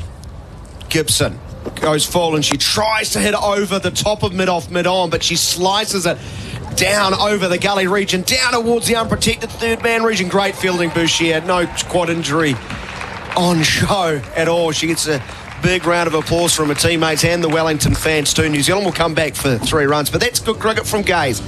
She's forced fine leg back and she knows If I hit hard back over the bowler's head, mid-off and mid-on are available. She got enough wood on it to get 3 runs. It's a very good shot. Sort of open. Just seeing I thought it was an edge, but seeing the replay again, she did kind of open the face. Now, it's hard to hit the ball over that fine over backward point. I think there's an element of edge to it, but she did try to access that area. Again, nice shot as he goes. 95 for 5. Beautiful bowling from Gibson. Slower ball Yorker. And Halliday plays right over the top. 16 overs in the book now. 95 for 5, New Zealand. Mornings with Ian Smith. Sammy, nice to talk to you this morning. We move on. The media's had plenty of losses of late, and losing someone who's got such a huge passion, a huge work ethic, great skill set, excelling in multiple roles, well respected and really well loved amongst their peers and colleagues. So we're really going to miss your partner Shannon. She's very she's very talented, and you go all right too, mate. You go Monday from 9 on SENZ. Jolly Dean to start the new over from the Vance stand in, bowling to Gaze, who comes down and plays nicely through wideish mid-off. Should get 2. Throw from Eccleston into the breeze. Will not be in time as Halliday gets back. And Izzy Gaze taking over in the last few overs. She's moved to 23 off 15 in New Zealand. Hip hip hooray, have hit 6 runs and over. Our coverage is with Rosine, the paint professionals use, 97 for 5. They're playing really well and very important partnership. Halliday's been there now for quite a while in context to the innings. But Gaze, who's actually had a couple of contributions this season, showing something with the bat, which is great. We talked a lot about her keeping in the last game, which she's in the team to keep. But this batting is definitely contributing. She comes down. The wicket works the ball past Dean to the right, the onside of the wicket. Again, was trying to hit powerfully through sort of mid-off extra cover where there is plenty of space outside the circle on the offside. Dragged it onside, gets a run though. 98 for 5, so Halliday back on strike. It's been start for the strike a little bit the last couple of overs. What will she do to the right-hander? The off-spinner, right arm off-spinner is going to bowl around the wicket. Deep cover is quite straight, long off. Deep mid-wicket and mid-on, long on. Halliday hits powerfully straight down the ground. Around to her left is Gibson. Plenty of time, and there's just 1 run. What I really like about Gibson, she plays an aggressive long off. She's off the boundary quite a bit, isn't she? Off the rope. She's not starting right back on the rope. She took that one maybe 10, 15 metres inside. She moves well, and it got a good arm as well. It's a good fielder, Gibson, for sure. There's a reverse sweep attempt that's going to not beat Bouchier. Brilliant fielding at backward point, diving a long way to her left, pushing the ball to short third man. New Zealand get a single and will take their score into triple figures. 100 for the loss of 5 as the Oram family have delivered. The boys have come out and brought us some time, mate. Good. Great, yeah. It's at the 100, isn't it? They definitely need another 30 plus on top of this, but good partnership. This partnership now 30. And New Zealand looked on track for a disastrous score at 31 for 4 when Plymouth went. Halliday sweeps, trickles out to the onside. Will they put pressure on? Yeah, Halliday wanted a second, but Izzy Gaze has switched off. I'm pretty sure I heard Halliday call, yep. She did, but I think it was a good call by Gaze to overrule her. I don't think Gaze was getting back, but again, I like that option. Just having a look at the field. No one on the boundary past mid-wicket. Or fine in the mid-wicket to Halliday, so it's an option for her. Dean, false start as she just has a big gust of wind pushing her off her rhythm. 101 for the loss of 5. Last ball of the 17th over. Dean from over the wicket. Gaze coming down, smoking it through mid-off. Eccleston goes back rather than forward. Wants to make sure she doesn't see the ball creep under her hands. That is the end of the 17th. 102 for the loss of 5. Gaze is 26. Halliday is on 30. Roll call: Aston Villa, Wolves, Newcastle United, Nottingham Forest, Sheffield United. We've got you covered. Get the EPL in your ear canal on SENZ. Listen to the Rural Roundup on Sundays with me, Andy Thompson, as I cover the biggest topics in New Zealand ag. Tune in from 6 to 8 a.m. right here on SENZ. SENZ. It's Kiwi for sport. Call anytime 0800 150 811. All the action. Our coverage with Rosine, the Paint Kiwis Trust, 102 for the loss of 5. And Nat Siver-Brunt, who was brilliant inside the power play. 2 for 7 off 3 overs. Back into the attack. Her first from the Government House end, and she's smashed away through point for 4. Long on, deep mid-wicket, deep backward square, and fine leg. You can't offer width outside of off-stump, Nat. She did, and Gaze is good enough to club it away, moving to 30, 106 for 5. It's a fantastic shot because she's come down the wicket as well, so she's moving into the ball, and that creates power in itself. You've still got to find the middle of the bat, and she did. And with the offside all up, no chance, and raced away for 4. Brunt bowls a slow ball, shorter 2, pulled away. They've got 1. Tacking the ball and releasing quickly is Filer. So just 1 it will be. Gaze now more than Halliday's on 30 off 35. Gaze up to 31 off 20. Outstanding knock here by Izzy Gaze. And just what New Zealand ordered. Sorry, Daniel. No, I was just going to say 4 fours in that too. Combined, the other batters, 5 between them. Did not know that. I should have. Siver-Brunt around the wicket, following Halliday. She pulls out toward deep mid-wicket, not going to carry all the way. Oh, trouble. Pitches. Oh, and Gaze wanted to come back for a second. I think Halliday's fallen over at the non-striker's end, and that could have been disaster, but Gaze got back, 108 for 5. Well, there was definitely 2 where the ball pitched in between deep mid-wicket and deep square, and Gaze was rightly coming back, but Halliday'd fallen over. Just thankfully at the last minute realised they hadn't got back. Siver-Brunt over the wicket. Gaze playing her favourite shot, the scoop for 4 more. She's just got better and better with that stroke. I think the first one was almost a leading edge. The second one straight off the middle. This one she's gotten so much position, she's almost shoveled it back over the keeper's head. Such was her positioning. Well, she's almost, yeah, you're right. It's almost kind of like it's not a pull shot, but if she was facing the square leg umpire bowling, and she's pulled it over the keeper, if you can picture that. She's hit the back of the ball. She's hit the back of the ball, isn't she? And I've never seen a fine leg this fine. Now, Filer has come to almost a backstop. 112 for 5, shorter, pulled away over square leg for 6. Izzy Gaze, what a knock. What a shot. Wow, amazing. That is a truly good shot. That is a short ball. I think Siver-Brunt a little bit pissed off with... Can I say that? I don't know. But well, you have. And I have. So she's annoyed with a couple of boundaries in this over. Goes for the shorter, proper bounce. And it was a good height on the bounce at the head. And Gaze has just gone with it. And that's gone a good 5 metres over the boundary there at square leg. 118 for 5. Slow ball. Dad to short third man. Oh, terrible mix-up. But then an uncharacteristic error from Eccleston at short third man. All she needed to do was gather, lob the ball to Siver-Brunt at the non-striker's end, who would have knocked the bars off because Halliday and Gaze were having a meet and greet at the other end, but Eccleston didn't come up with the ball. 119 for the loss of 5. Great over. Great over for New Zealand. Really was, and in particular Izzy Gaze. But that's what can happen. Suddenly New Zealand scoring some runs and scoring some boundaries. It just goes to show that the best players in the world, like Eccleston and England, can make mistakes if they are under pressure. You've got to be good enough to put them under pressure. But that's what New Zealand and Izzy Gaze in this partnership are doing now.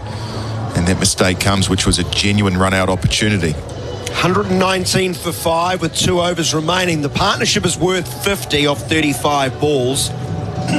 Gaze has 42 of them off 23. Halliday playing second fiddle, 8 of 12. And Gaze will be on strike importantly. Gibson's now going to have to push up into the breeze. And she likes bowling nice and full late on. She likes bowling that Yorker leg. Don't want to miss with mid-off up. So long on, deep mid-wicket, deep backward square, deep cover. The other 4 out. Gibson starts in the slot. Hit away through extra cover past Knight. Round will come Danny Wyatt. Will field, but they'll come back for 2. Good start to the over, 121 for 5. That's real good, and that's exactly what Halliday has to do. The dominance of Gaze in this partnership is evident, and not just in terms of run scoring, but actually ball striking. And so Halliday's got to do what she can to get Gaze back on strike to keep this momentum going for the White Ferns. Gaze waits, Gibson bowls, short, pulled away, backward of square, Dunkley around, they should only get 1.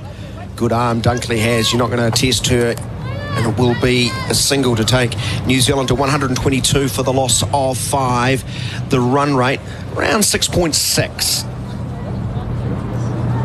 Need to finish strong over these last 10 balls, New Zealand, no doubt about that. Well, only 5 overs ago or so, it was probably at 5.6. So it's been a great effort. Gaze in particular. New Zealand were 29 for 3 at the end of the power play after 6, then 50 for 4 after 10. Halliday waits the left-hander.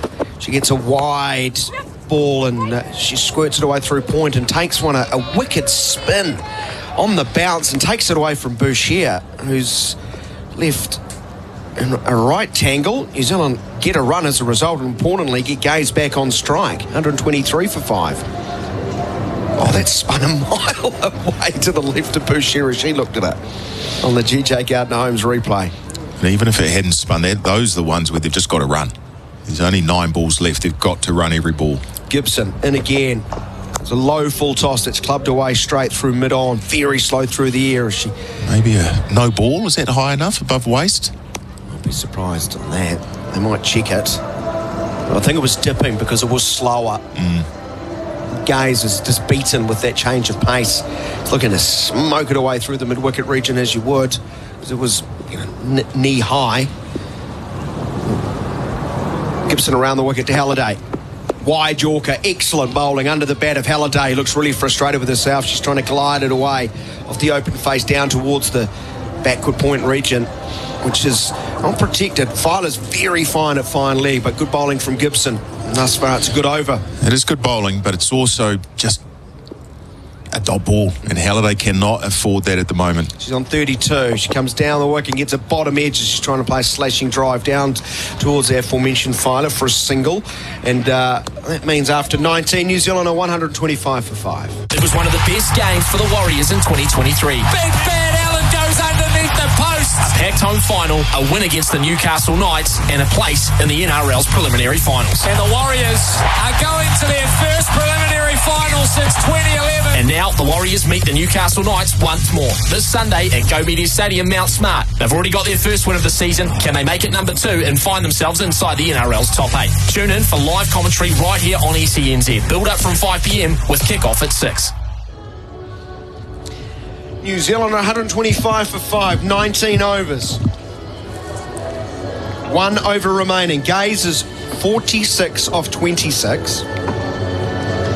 She'll be facing Sophie Eccleston at some stage because Halliday's on strike. Halliday hits high towards long on, into the breeze, coming and taking a very, very good catch. Danny White, I assume. All celebrations. Eccleston runs out. It's Capsey. Alice Capsey's taken the catch. It's dipped on her at the last, and she's diving in front of herself and takes a nice, neat catch. And Halliday, good knock, comes to an end. New Zealand lose their 6th. The end of a good partnership. Halliday, 33 to her name. 40 balls faced, strike rate of 82.5. That won't sound impressive to you, but when she arrived, New Zealand were in right pickle at 31 for the loss of 4 in the 7th over. And firstly with Maddie Green and then with Izzy Gaze, they've got 2 partnerships that have got them into the we've got a chance bracket. Yeah, in the context of the innings, a very good innings. Maybe a little slow towards the end there, not being able to get Gaze on strike, but still, New Zealand were a number of wickets down early, so they had to conserve a little bit, and she did that. That was a good partnership. Somehow New Zealand's got to eke a few more out and get that 130 plus. Jess Kerr gets an outside edge. This will help Jacob. That's gone very fine past Jones. That should go for 4 and will. Bounce from Eccleston, spin, and Kerr's trying to cut it away. Top edge, very fine for 4. 129 for 6. Well, I said when Gaze got her first boundary, which was a French cut just past the leg stump off Eccleston, actually, and it doesn't matter how, it's just how many. The same thing applies there. Jess Kerr will take 4 every day of the week. Probably needs another 1 or 2. Eccleston around the wicket to Kerr. She tries to hit one to the onside, gets a top edge. Eccleston, drops it. Absolute dolly. Straight up. Although now Jacob Borum will come out and say, well, Daniel, you haven't played too many games with the Southern at the Basin Reserve, and there's no such thing as an easy catch. 130 for 6. Gaze on strike. Eccleston angry. Bowls. Reverse sweep. Maybe a bit of bat, bit of pad. It goes to short third man. There'll be a run. 131 for 6. No, what I was thinking was a good thing to get Gaze back on strike. Obviously the new rule with a catch. Doesn't matter if you cross. But Kerr can get onto one here. She can hit the ball over the rope for sure. Eccleston bowls to Kerr, powerfully hit away through long on. They've got one. Gaze thought about coming back for a second. Right, last ball. Izzy Gaze is on 47. Can she finish off with a boundary and get to a half century? That would be a lovely way for New Zealand to finish the innings, and a lovely way for her to score her first international 50. 132 for 6. Eccleston bowls to her very slow. She reverse sweeps down to the fence before it. Third man, actually Jacob Borum. Go the ball. It gets there. It hits the rope, and they're all celebrating at the Basin Reserve. Izzy Gaze, a brilliant knock. 51 off just 28 balls. This is her first international 50. Just when New Zealand needed it. They looked dead and buried when she arrived in the middle of the Basin Reserve, 40 odd minutes ago, with New Zealand almost on their knees at 69 for 5. But she's hit 6 fours, 1 6, and reaches 51 not out, and she's helped New Zealand to a competitive, I'm not saying a winning total, but a competitive one. Jacob Borum, 136 for 6 at the halfway stage. Yeah, it's a great knock. I'm very happy for her. It's not just the runs, it's the pressure situation in which she has scored them. New Zealand was well and truly under the pump. And Izzy Gaze from ball 1 has played her shot. She's lap. Lap was the most common shot, but she played it so well today. And she had 6 boundaries, hit 1-6, a magnificent hook shot over square leg. And even that last ball there with the reverse sweep, just the confidence to play those shots. And she's the difference between a mediocre score and, like you say, a competitive one. It's still short. They're still going to have, the New Zealand side will still have to bowl extremely well to give themselves a chance, but at least they have that chance, and they've gone from, like I say, a dismal start up to 136, and that's given them a sniff. And that's all down to Halliday, but more so Izzy Gaze. As the bikes ramp up around the Basin Reserve, New Zealand have ramped things up in the second half of their innings. At the halfway stage, they were 50 for 4 after 10, but credit to them. They've got through to 136 for the loss of 6. 137 for England to win. New Zealand need to restrict them under that to make it a 3-2 series loss. Boucher scores of 43 not out, 12, 71 and 91. 91 of 56 balls. Quite sensational knock. She will be on strike for the first ball. While at the other end, Danny Wyatt, who missed out in game number 4, her first match of the series. She made 9 off 9 before she was caught by Gaze behind the wicket off Rosemary Mair, and Rosemary Mair has the ball, has the wrong end though, in my humble opinion. Jacob Borum for the second straight game. She'll push up into the breeze. Pretty stiff southerly now. Jess Kerr, of course, who does swing the ball a lot, and I do wonder if it's more of a case of we don't want her to bowl into the wind, because that makes the ball swing even more, maybe, for I don't know. But Rosemary Mair, who has looked very, very dangerous at times in this series, starts from over the wickets, leaning forward. Boucher pushes to backward point. There will be no run. Bowling with a slip, third man, traditional third man, backward point, cover, extra cover mid-on, mid-wicket and fine leg. So fine leg and third man are those outside the circle. Yeah, well, I think I'm going to say it's the wrong end for Mair. Even if it's 1 over 6 balls, give her a chance downwind. Right now it feels like she's been forced to bowl in third gear or fourth gear. She bowls from over the wicket, nice and full. Check drive, pushed into cover reach, and there's going to be no run. So pretty tidy stuff from Mair. Well, she got up to 117k bowling into that breeze a couple of days ago. Well, she hasn't even hit 110 yet. It's been 109, 109, I think it has been. And that southerly is strengthening. It is definitely getting stronger now, excuse me, compared to the start of the game. But it is definitely more so that Kerr, and probably to a lesser extent Tahu, who need to or are going to be bowling downwind. Really nice action as she bowls again, hard length, hitting upwards. Top of off, maybe beyond, hitting high on the bat as Boucher pushes up into the offside. Once more, a dot ball, good stuff. But if you've got a fast bowler, and I don't know if Mir is quite as quick as Filer, but not far off, but if you've got a fast bowler, like, give them that opportunity to bowl fast. Again, even if it is just one over, and you could have started down this end, you could have gone Mir at the far end, you know, from the scoreboard end, downwind, could have gone Tahuhu here, and then Jess Kerr comes in again for the third over. Mir bowls and catches an outside edge of Boucher's bat as she's driving. The ball sails through a regulation sort of gully and in position there. Run to England. They're on the board. One without loss, chasing 137. But not to be. And so Mir's got this job to do here, and she started well so far. There's 4 balls and just 1 run, and that was a slashing edge down to third man. So not a bad start here by Mir. Still bowling in good areas, and that, at the end of the day, it doesn't really matter how fast you're bowling, how much you're swinging it or seaming it, how much bounce you get. If you can't bowl the ball in the right area, you're worthless, really. And so far, Mir is pitching the ball on a good area. Our coverage with Rosine, quality painted colours for your summer projects. Rosemary Mir from the Van stand end, a little bit wider of the crease and goes past Danny White, short. It was there to cut. She's just played underneath once more. It was sort of similar to what we saw early in Danny White's innings as she sort of adjusted to the pace of Mir and the bounce of this Basin pitch.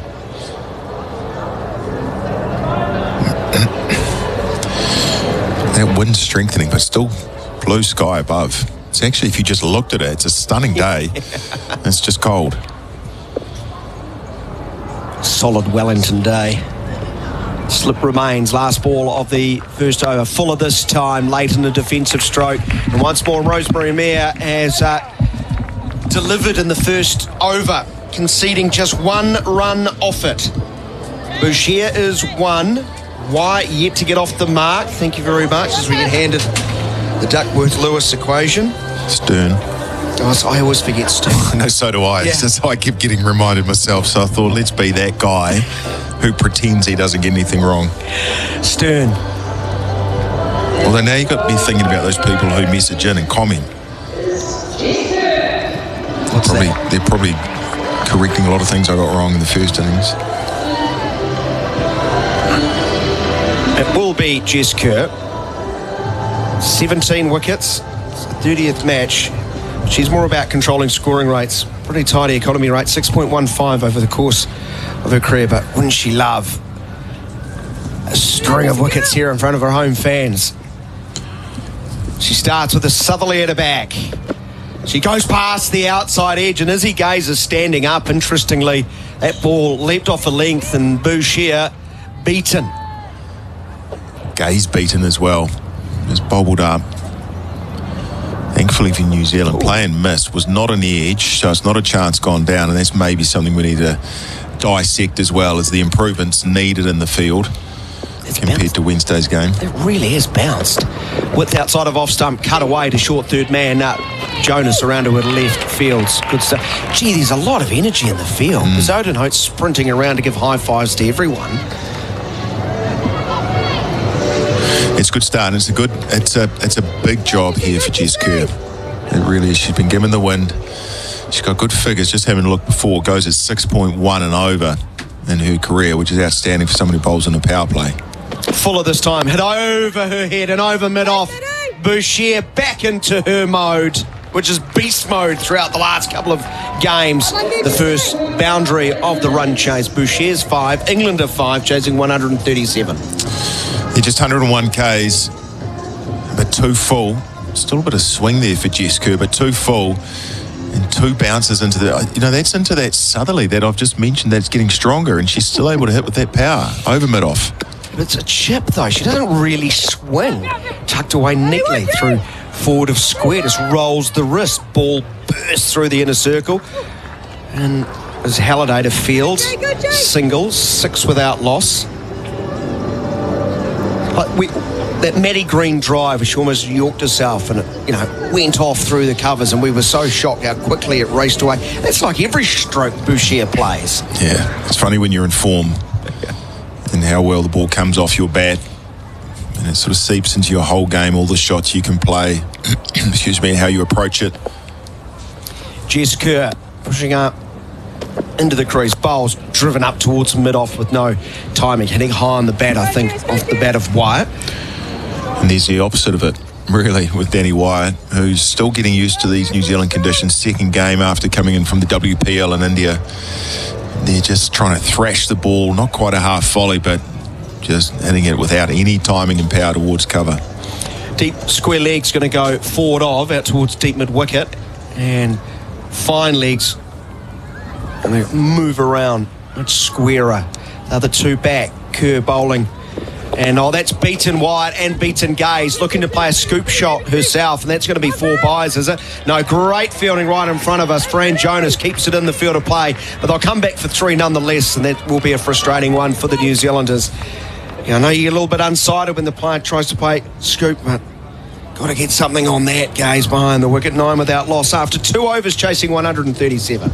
Big names, big games, big money. It's the English Premier League, live on SENZ right through the season. Get the EPL in your ear canal right here. Cricket on the radio, what a treat. And it's coming to you all summer long right here on SENZ. Catch ball by ball commentary of every home international right here. Big names, big games, big money. It's the English Premier League, live on SENZ right through the season. Get the EPL in your ear canal right here. Resine the Paint Kiwis trust. Leah Tahuhu's going to replace Rosemary Mears. The seamer into the attack. They are the match officials. That's who they are. Just having a look at Fran Jonas trying to keep the ball on the field of play. The last ball of that over. And I think her hand was still on the ball when her left foot touched the rope. So this will be upgraded to a boundary. They gave runs, so maybe unfairly on my behalf, or from me, towards Izzy Gaze. I thought everyone had missed it, but I think there was a little bit of bat off the bat of Wyatt, so that is why Gaze was unable to prevent the ball going past her. No, just the 3 in the end. Okay. Yeah, I agree with you, though. And it was weird. Fran Jonas didn't slide and sort of slap the ball in, which is the common way to do it. She almost slid, had the ball in her hand, so continued to slide by holding the ball, which you don't have that long in terms of time or space to be able to do that. So that was a bit of the issue there. So the GJ Gardner-Holmes replay is complete, and it's 9 without loss. Tahuhu's first ball. Danny Wyatt coming down the wicket, trying to go outside of leg to access the offside. Gets a thick inside edge, drags it through square leg. Good running, though, from the English pair, and they will get home for 2. So Wyatt is off the mark now. Okay, the confusion reigns in the commentary box. They originally gave it as runs. So you're telling me that's now byes? No, it's got to be runs to Wyatt. So Wyatt should be on 5. Anyway, we'll deal with that later. It's 11 without loss. Into the 3rd over. Tahuhu with a slip. Bowls falls. Hits straight up. The Southerly pushing it a long way back now. And what a frustrating one. And then pulls up and stops before hitting the rope. Extraordinary. The way Wyatt reacted, she's hit the straight up. The Southerly says, don't worry, Danny, I've got your back. The 2 fielders at mid-on start actually running infield, don't they? And then have to run back out. And the ball pitches like a loft wedge into your golf course and spins backwards. It literally pitched a foot from the boundary when I thought mid-off and mid-on had a chance to catch it. Pitches a foot within the boundary. Like you say, almost just back, like it's pitched and stopped. And both mid-on, mid-off have run past it over the rope, but then have to jump back in to collect the ball. 2 runs, 13 without loss. Cricket at the Basin at times is wonderful. As a short ball going underneath is Wyatt. She wants a wide, not going to be signalled, of course. It's in the shadows of the Vance stand. We've had quite a bit of rain over the last few days in Wellington, and they don't get a lot of sun. The sun's blocked out, so that's been quite soft down there. And, well, the way the ball reacted on that occasion tells you it very much is damp. Coverage with Rosine, the Paint Kiwis trust, defending 137. Oh, good bowling from Tahuhu. That nipped away. I think it's hit the back thigh pad of that Wyatt, who's lunging forward, but she's beaten. Excellent stuff. Oh, gee, that's leapt up and hit above the thigh pad. It's actually hit the rib cage, isn't it, Jacob? Yeah, it's nice, but it actually looks in good rhythm, considering Tahuhu is into the southerly. Actually getting the ball through well. That bouncer a couple of balls ago is a good delivery to Danny White, who likes to get on that front foot. Yeah, Tahuhu bowls. This time a bit of width outside of backward, outside of off stump, and it's played to short third man. And just inexplicably, it goes between the legs of Jonas at short third man, and New Zealanders gift England a couple of runs. Well, 3 runs in the end. No, 2 runs, sorry. No, it is 3. You're right. 3, yeah. 16 without loss. And that is not what New Zealand need, with only 136 on the board. And that is reminiscent of the other day as well. We saw a couple of those, one from Jonas herself at that third man position. That's got to be stopped. It's literally gone straight to her, and that's she's a great bowler, Fran Jonas, and she'll play a lot of cricket for New Zealand just for her bowling alone, and she will warrant that position, that position in the side, but that fielding needs to be improved, and it will over time, I'm sure. The dreaded work on. Now they're going back and checking if the ball has reached the boundary, because the trailing fielder, after it went through the legs of Jones, it ran close towards the boundary rope. They're having a good long look on the GJ Gardner Holmes replays. Rosemary Meridas got down, palmed it back in, but her left heel, I think they're looking at having touched the advertising hoardings or the boundary. Right, I don't see any movement there. Surely this should be just 3.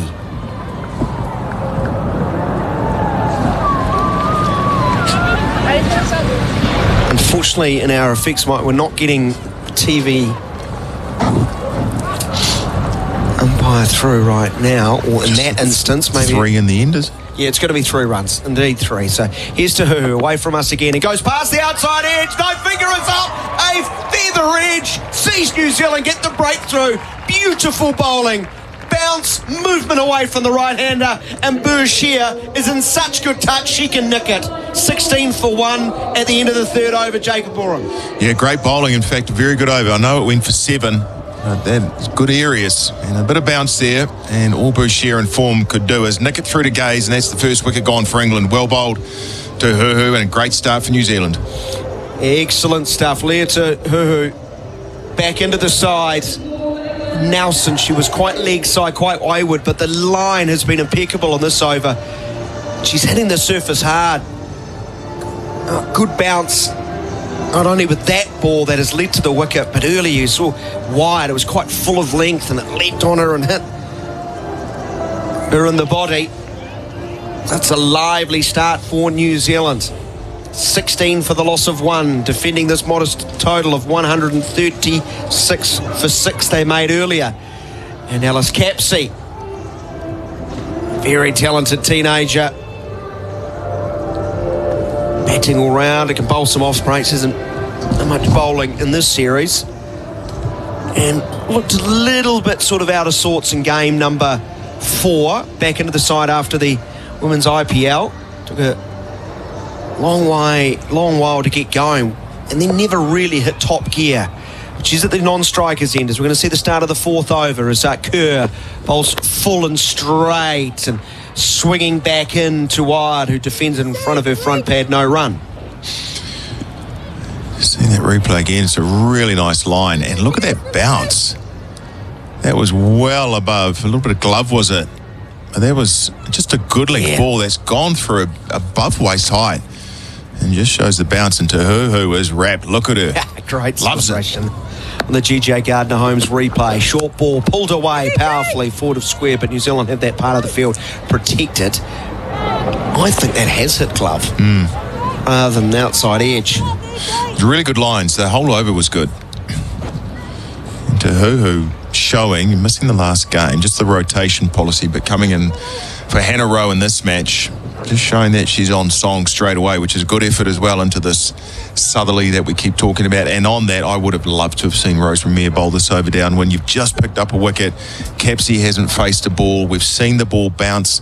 Wide's been hit. Boucher in form's just nicked one with a bit of bounce. Love to have seen Mayer come in. Gaze remains up to the wicket as Kerr bowls to Capsey from the crease line, defending tentatively to point. There will be no addition. And that's not to say Jess Kerr can't do a job. It's not about Jess Kerr or what she can or can't do. It's more the fact that New Zealand has to bowl out England here. They have to attack. And I kind of think Rosemary Mayer is the attacking option downwind at the moment. Kerr from the Government House end. Southerly at her back. Past umpire Cotton and bowls. And a missed stumping chance. Dancing down the wicket was Capsey. She swung, trying to hit over mid-off, is missed. But Gaze has not gloved it once more. Well, I just talked about Mayer being the attacking option. I was incorrect because Kerr has created an opportunity. Well bowled, just a good length ball, which may have just straightened a wee bit, not swung in.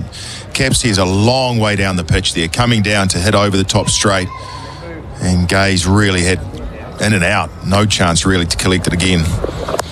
Leading edge, pushing forward, trying to turn to the onside. It goes into the covers, no run. Once more, the body language, as Capsey tells me a lot. She's kicking her feet already. She's not happy with herself. I think she knows her place in the side is under threat at number 3. We talked about the string of low scores, 3 in double digits over 13 innings. You can't afford that in an English side. This is a great opportunity for New Zealand. She flicks the ball through square leg, uppishly. Not convincing. It creeps out over the 30-metre circle. She wants a second, but Rosemary Mayer fires the ball back. And that will be the end of the 4th over. A pretty tidy one from Jess Kerr. Just 2 runs off at 18 for the loss of 1. The Run Home on SENZ. Beef, I love how you're doing your analysis. Do you know that we've got a gun on the show from the Knights right now? Is someone listening? Yeah, you could have told listening me. to you. Matt Croker joins us from the Newcastle Knights. I haven't even started on Matt Croker yet. I haven't even started. Come on, pump him up, Beef. Pump him up. Thanks for that, Beef. I was waiting for you to say my name, but you rushed me. Get your Macca's favourites delivered with Mick Delivery. Kirsten Beeve back today from 3 p.m. on SENZ. Our coverage is with Rosine, the Paint Kiwis Trust.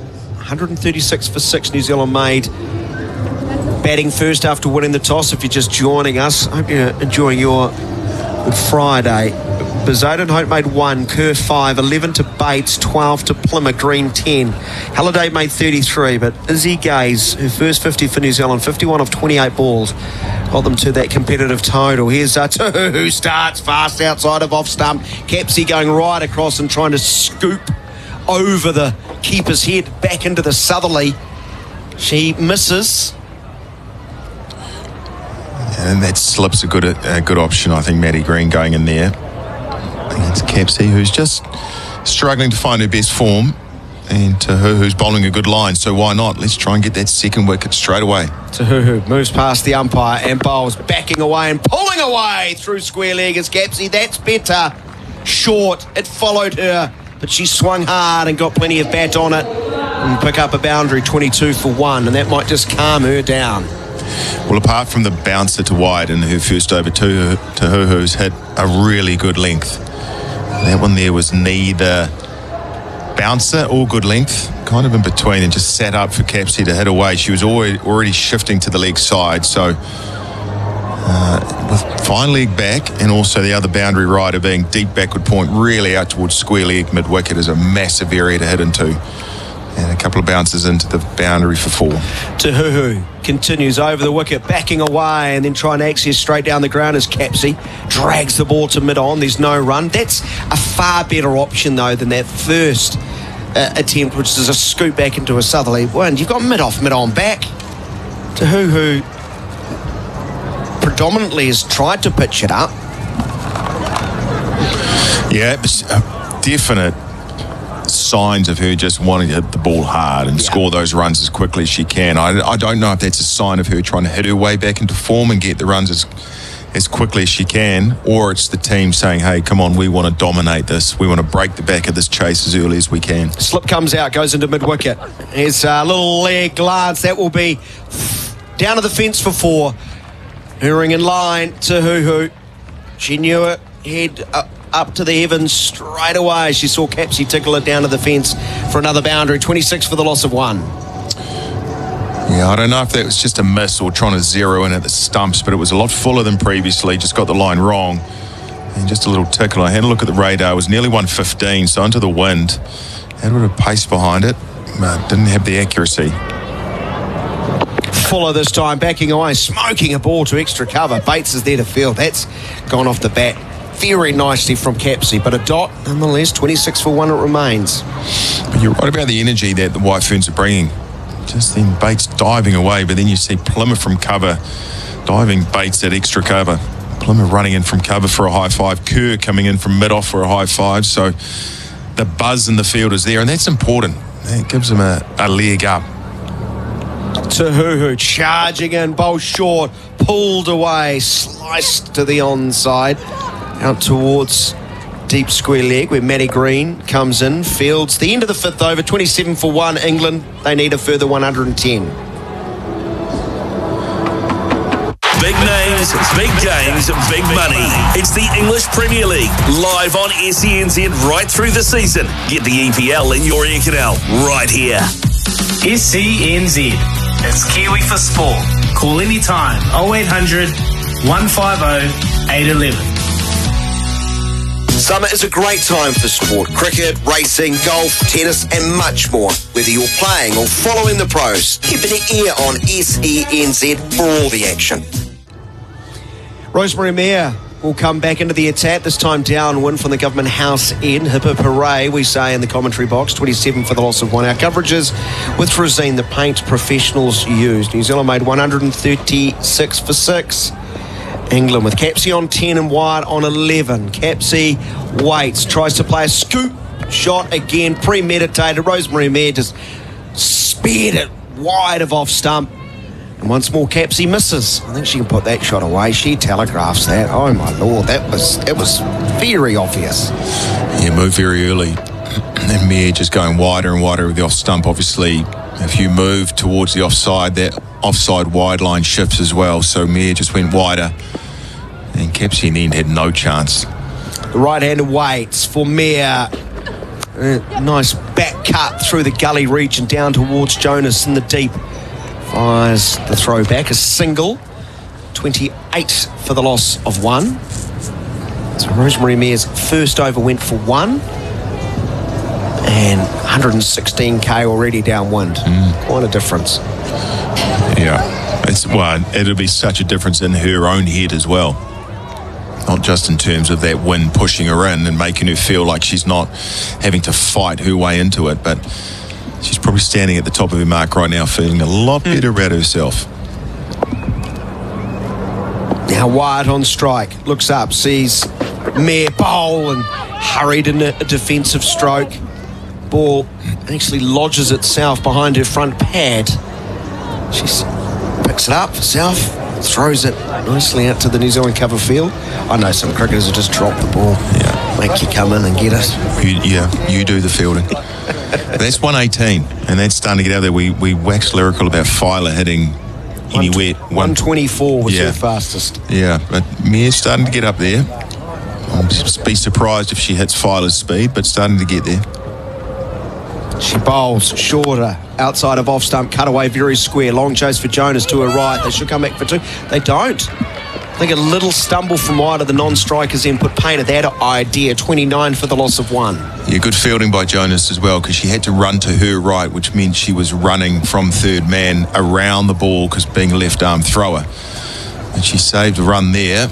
So now Jonas is only -2 after letting that 3 go between her legs earlier. That's a fair point.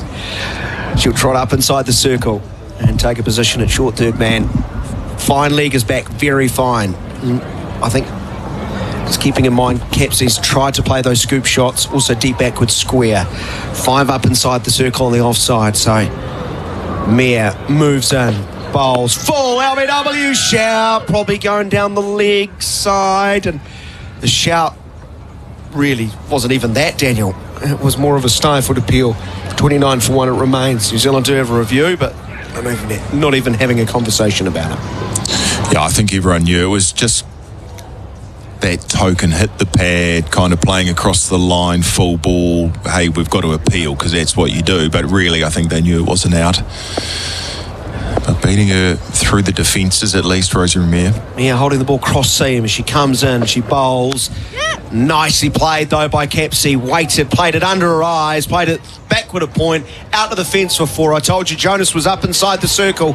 So Basin set off after. Rosemary Mayer just is right at the end of the over, costing her side a boundary. Her figure's now none for 7 off 2. And after 6 overs, the power play is over. England 33 for 1. Boomfa, the Rugby Run. Join Justin Marshall and Mark Watson every Sunday on SENZ. He's the foil that I feel we need. I don't want to see a billboard in Auckland featuring these marquee All Blacks encouraging me to come along and I turn up and they're not available. Covering everything from the NPC and Heartland competitions to Super Rugby, the Black Ferns, the All Blacks and more. Me oh my, the Rugby Run. Every Sunday with Justin Marshall and Mark Watson on SENZ. Yes, boy. SENZ at the Basin Reserve for international cricket with Resine, quality paint and colours for your summer projects. And it will be Fran Jonas into the attack. Yeah, being pushed around with a strong southerly breeze. The left arm finger spinner will start around the wicket, bowling to the right-hander Danny Wyatt. Her first ball angled in towards leg stump, pushed to mid-wicket. They set off for a run and then common sense prevails. They realise there's absolutely no chance of that because Tutuhu was in quickly from forward square leg. Wyatt on 9 off 14, yet to get going. Goes back, pulls away, teasing Tutuhu, who dives away to her right, almost plucks it out of the sky. And a lucky single taken for England, 34 for 1. Wyatt to 13. I'm reading the main scoreboard, which I think they're still contesting the 3 or the 4. Yes. They haven't added on to Danny Wyatt's score, but on the main scoreboard on television, she's up to 13. We might just stick with that, shall we? Jonas, and again, wider of off stump. Capsey hitting uppishly wide of Rosemary Mayer at point. Long chase for Jess Kerr. Dives, does well in the deep. They've got 2. Capsey's not interested in a third. She's living dangerously. Up to 17 off 15. Again, not in control of that. Yeah, she is living dangerously. And again, we said a couple of overs ago, she's just trying to hit her way back into that form. Just score those runs as quickly as she can to feel good about herself. But high-risk stuff. Jonas quicker through there. How's this for a reply? And as a reverse sweep, powerfully hit away into the same part of the field. Kerr again has to come in to action. Dives away, prevents it going to the boundary. She hit that one. 38 for the loss of 1. Yeah, reverse sweep off a back of a length ball. And with that angle, the way Jonas bowls, it sort of almost keeps going on with the arm, the angle into almost, it can pitch outside off, but it's hitting the top of middle and leg. It's that angle with the round the wicket stuff. So it's a tough shot. She played it well. Another couple out to Jess Kerr. Mid-off goes back, square leg comes up inside the circle. Jonas, and again, Capsey's down, beaten through the air though, and bails out of any attacking stroke and pushes very gently back to the bowler. I just wonder if Capsey's eyeing up that square leg area now. Tutuhu, who had just come up to allow long off to go back. Jonas, she goes across the wicket, trying to hit it into that square leg region as forecast by Jacob Boren, but her sweep attempt doesn't see any joy as it goes under the bat and through to the keeper. That's the end of 7 overs. England under the run rate required. It's 38 for 1. Big names, big games, big money. It's the English Premier League, live on SENZ right through the season. Get the EPL in your ear canal right here. Listen to the Rural Roundup on Sundays with me, Andy Thompson, as I cover the biggest topics in New Zealand ag. Tune in from 6 to 8 a.m. right here on SENZ. Subscribe to SENZ's YouTube channel for more of the good stuff, the best opinions, the insightful analysis, live shows and more. Live sport right here on SENZ on your Good Friday, thanks to Resine, Paint Kiwis Trust. It will be leg spin from the Adelaide Road end. It will be Mealy Kerr into the attack. Bowling to Danny Wyatt.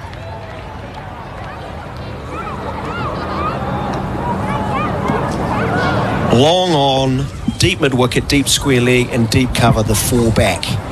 She starts into the legs of Wairu. Works around the corner for a single. So the run rate... to bring that up, Jacob, I just got a little bit distracted listening to our EPL ad. I was wondering when your beloved Arsenal were going to lose to Man City. Presenting Liverpool another glorious chance to just romp through to win convincingly. If Arsenal win there, they will win the league. Oh, they still got to go to Anfield, I think. Do they? Or maybe Old Trafford, another big team. Well, actually, Man United's not a big team, is it? I can't say that after they beat Liverpool. Here's a beautiful sweep stroke from Capsey, back with a square leg. Good fielding in the deep by Brooke Halliday. Lovely Brooke is the call, 2 to the England total, 41 for 1. You just every now and then see a shot, the way the ball goes off Capsey's bat, you're like, that's why they're talking her up so much. That's why you're in the team. Yeah. The right-hander now up to 21, waits for Kerr, beaten on the inside edge. That is a very good bit of bowling. The googly, luckily for Capsey, went into the pads because she was advancing down the wicket. This is a big spell for Amelia Kerr. We know how good she is. And she had an off day the other day with the ball. Admittedly, England played her well, but 4 overs, 1 for 42. And with Sophie Devine out, captaining the side today, Kerr, just a big, important spell for her. Kerr will be swept very fine. Past short fine leg, motoring away down to the fence for 4.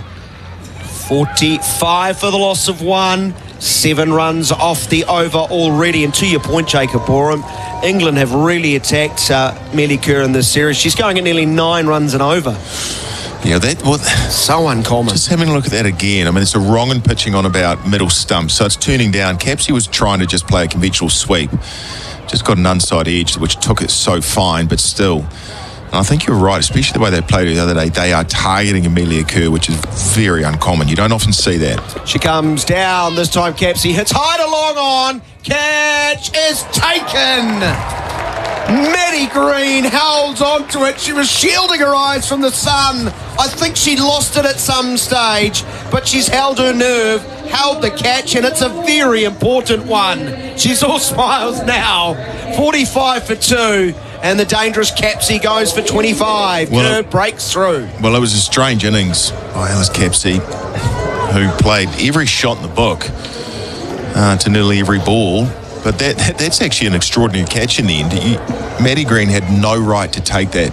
She was obviously couldn't see it in the sun, was trying to shield, was then trying to move her body. Probably should have taken the ball because it went high. She only had to come in maybe 5 metres at long on. Could have taken a reverse cup comfortably. But by losing the ball, ended up taking it at about ankle height on her knees. So in the end, let's just say it's a good catch and a needed wicket for New Zealand and Amelia Kerr, and England now 45 for 2. She's a good fielder, Maddie Green. She's dropped a couple of sitters this series too. I'm thinking Heather Knight, that was a real dolly by her standard. The inner monologue in those, when you're under those catches and you've dropped a couple. Don't drop it. Is your mind like racing? Are you, in a lot of ways, are you like, oh no, not me again? Well, I would always think like that. Or, say a sweep off a spinner, you're at short fine leg, or a cut and you're at backward point. You know it's spinning. Yeah. And I used to think, geez, this will be spinning, or words to that effect. Thankfully, hands are big enough to envelop the ball, but I think it's only natural to be like, don't drop this ball. But she is a good fielder, Maddie Green, and she puts herself in the hot spots, long on, deep mid-wicket where the ball is going to be going, much like Georgia Plimmer, Danny Wyatt in the English team, Gibson. Natsiva Brunt, the new player. She pushes to the onside with great respect against Amelia Kerr. The end of the over, a successful one for New Zealand and their captain. It conceded 7 runs, but they got rid of Alice Capsey. It's 45 for 2. Join SENZ every Saturday morning from 7 for an in-depth look at the English Premier League as the hosts of TalkSport in the UK preview the upcoming rounds. That has been coming for 55 minutes. They'll debate all the big matchups, analyse every dramatic storyline and bring you the very best insight for another weekend of world-class football. They've been in a position to win every game and they've thrown away so many points, particularly away from home. Join us every Saturday morning from 7 for the English Premier League preview show. Thanks to the legends at TalkSport UK and beaming out to you on SENZ. Fran Jonas continuing from the advanced stand end at the Basin Reserve. Our coverage is with Rosine, the Paint Kiwis Trust. It's 45 for the loss of 2. It will be Jonas bowling to wide. It's a beautiful chip drive through extra cover into a gap. She'll get 2, will get 2. Good fielding again. Kerr's done a lot of good work in front of the fans on the embankment in the last 5-10 minutes. England to 47 for the loss of 2. Yeah, she's moving well out there. The other couple of times to her left towards point, that was more towards straight extra cover. But moving well, good tumbling stop again. Jonas, full of length, trying to sweep as the right-hander Wyatt went under a bat, hit a back pad. It goes into the offside, no, under edge, under pad. So run, I think, given to Wyatt. Indeed it is. She's now 17 off 18. It's 48 for the loss of 2. So 89 runs needed, 70 balls available to England, legal deliveries. Well, it's a big partnership. In fact, I'll probably say that when a wicket falls and Heather Knight comes in, I'll say that's a big partnership. And then when Jones and Dunkley come in, it's a stacked middle order for this English side. It really is. But the White Ferns need to keep chipping away with wickets. They need to keep attacking. You saw in Nelson that they are just like everyone else under pressure. Jonas bowls to the right-hander Silverbrunt, works it through mid-on just for a single. They sprint in from the deep. That is the long boundary, so it's about 74 metres at its longest point. So you know if you tuck it away to the onside and it goes past the 30-metre circle, there's always 2, or the threat of 2. You run hard, you might be in with a good chance of getting back. Jonas bowls wider of off-stump, driving is Wyatt. Once more to Kerr. They got 1. They think about coming in for a second, do not. Work from Kerr, good strong throw. 50 for the loss of 2. Again, good fielding. I thought they were coming back for 2. Jess Kerr moving well to her right. That time didn't need to dive, which probably stopped the 2, but still collected the ball on the move and threw it in one motion. Silverbrunt, the right-hander, goes back and pulls away. Powerfully towards deep backward square. Maddie Green is there to field, just a single. Silverbrunt excellent with the ball earlier today. Wasn't she? That opening spell in particular. I think she had 2 for 7 off 3 overs. She conceded 17 off her last when she came back into the attack, so she'll be unhappy with that. But she bowled 12 dot balls. I think all inside the power play. Fran Jonas bowls and it's swept away into a gap between short fine leg and backward square, luckily with a lot of power. So Halliday gets after it, fields and gets the return, but 3 runs taken by the English duo. And after 9 overs, England chasing 137, a 54 for the loss of 2. SENZ. It's Kiwi for Sport. Call anytime 0800 150 811. Roll call: Aston Villa, Wolves, Newcastle United, Nottingham Forest, Sheffield United. We've got you covered. Get the EPL in your ear canal on SENZ. Summer is a great time for sport. Cricket, racing, golf, tennis and much more. Whether you're playing or following the pros, keep an ear on SENZ for all the action. 54 for 2, England chasing 137 to make it a 4-1 series victory over New Zealand in the T20 series. Our coverage is with Rosine, the Paint Kiwis Trust. Silverbrunt's on 2, Wyatt's 20 not out. And on strike, Millie Kerr, the New Zealand captain for the day, starts her new over from over the wicket.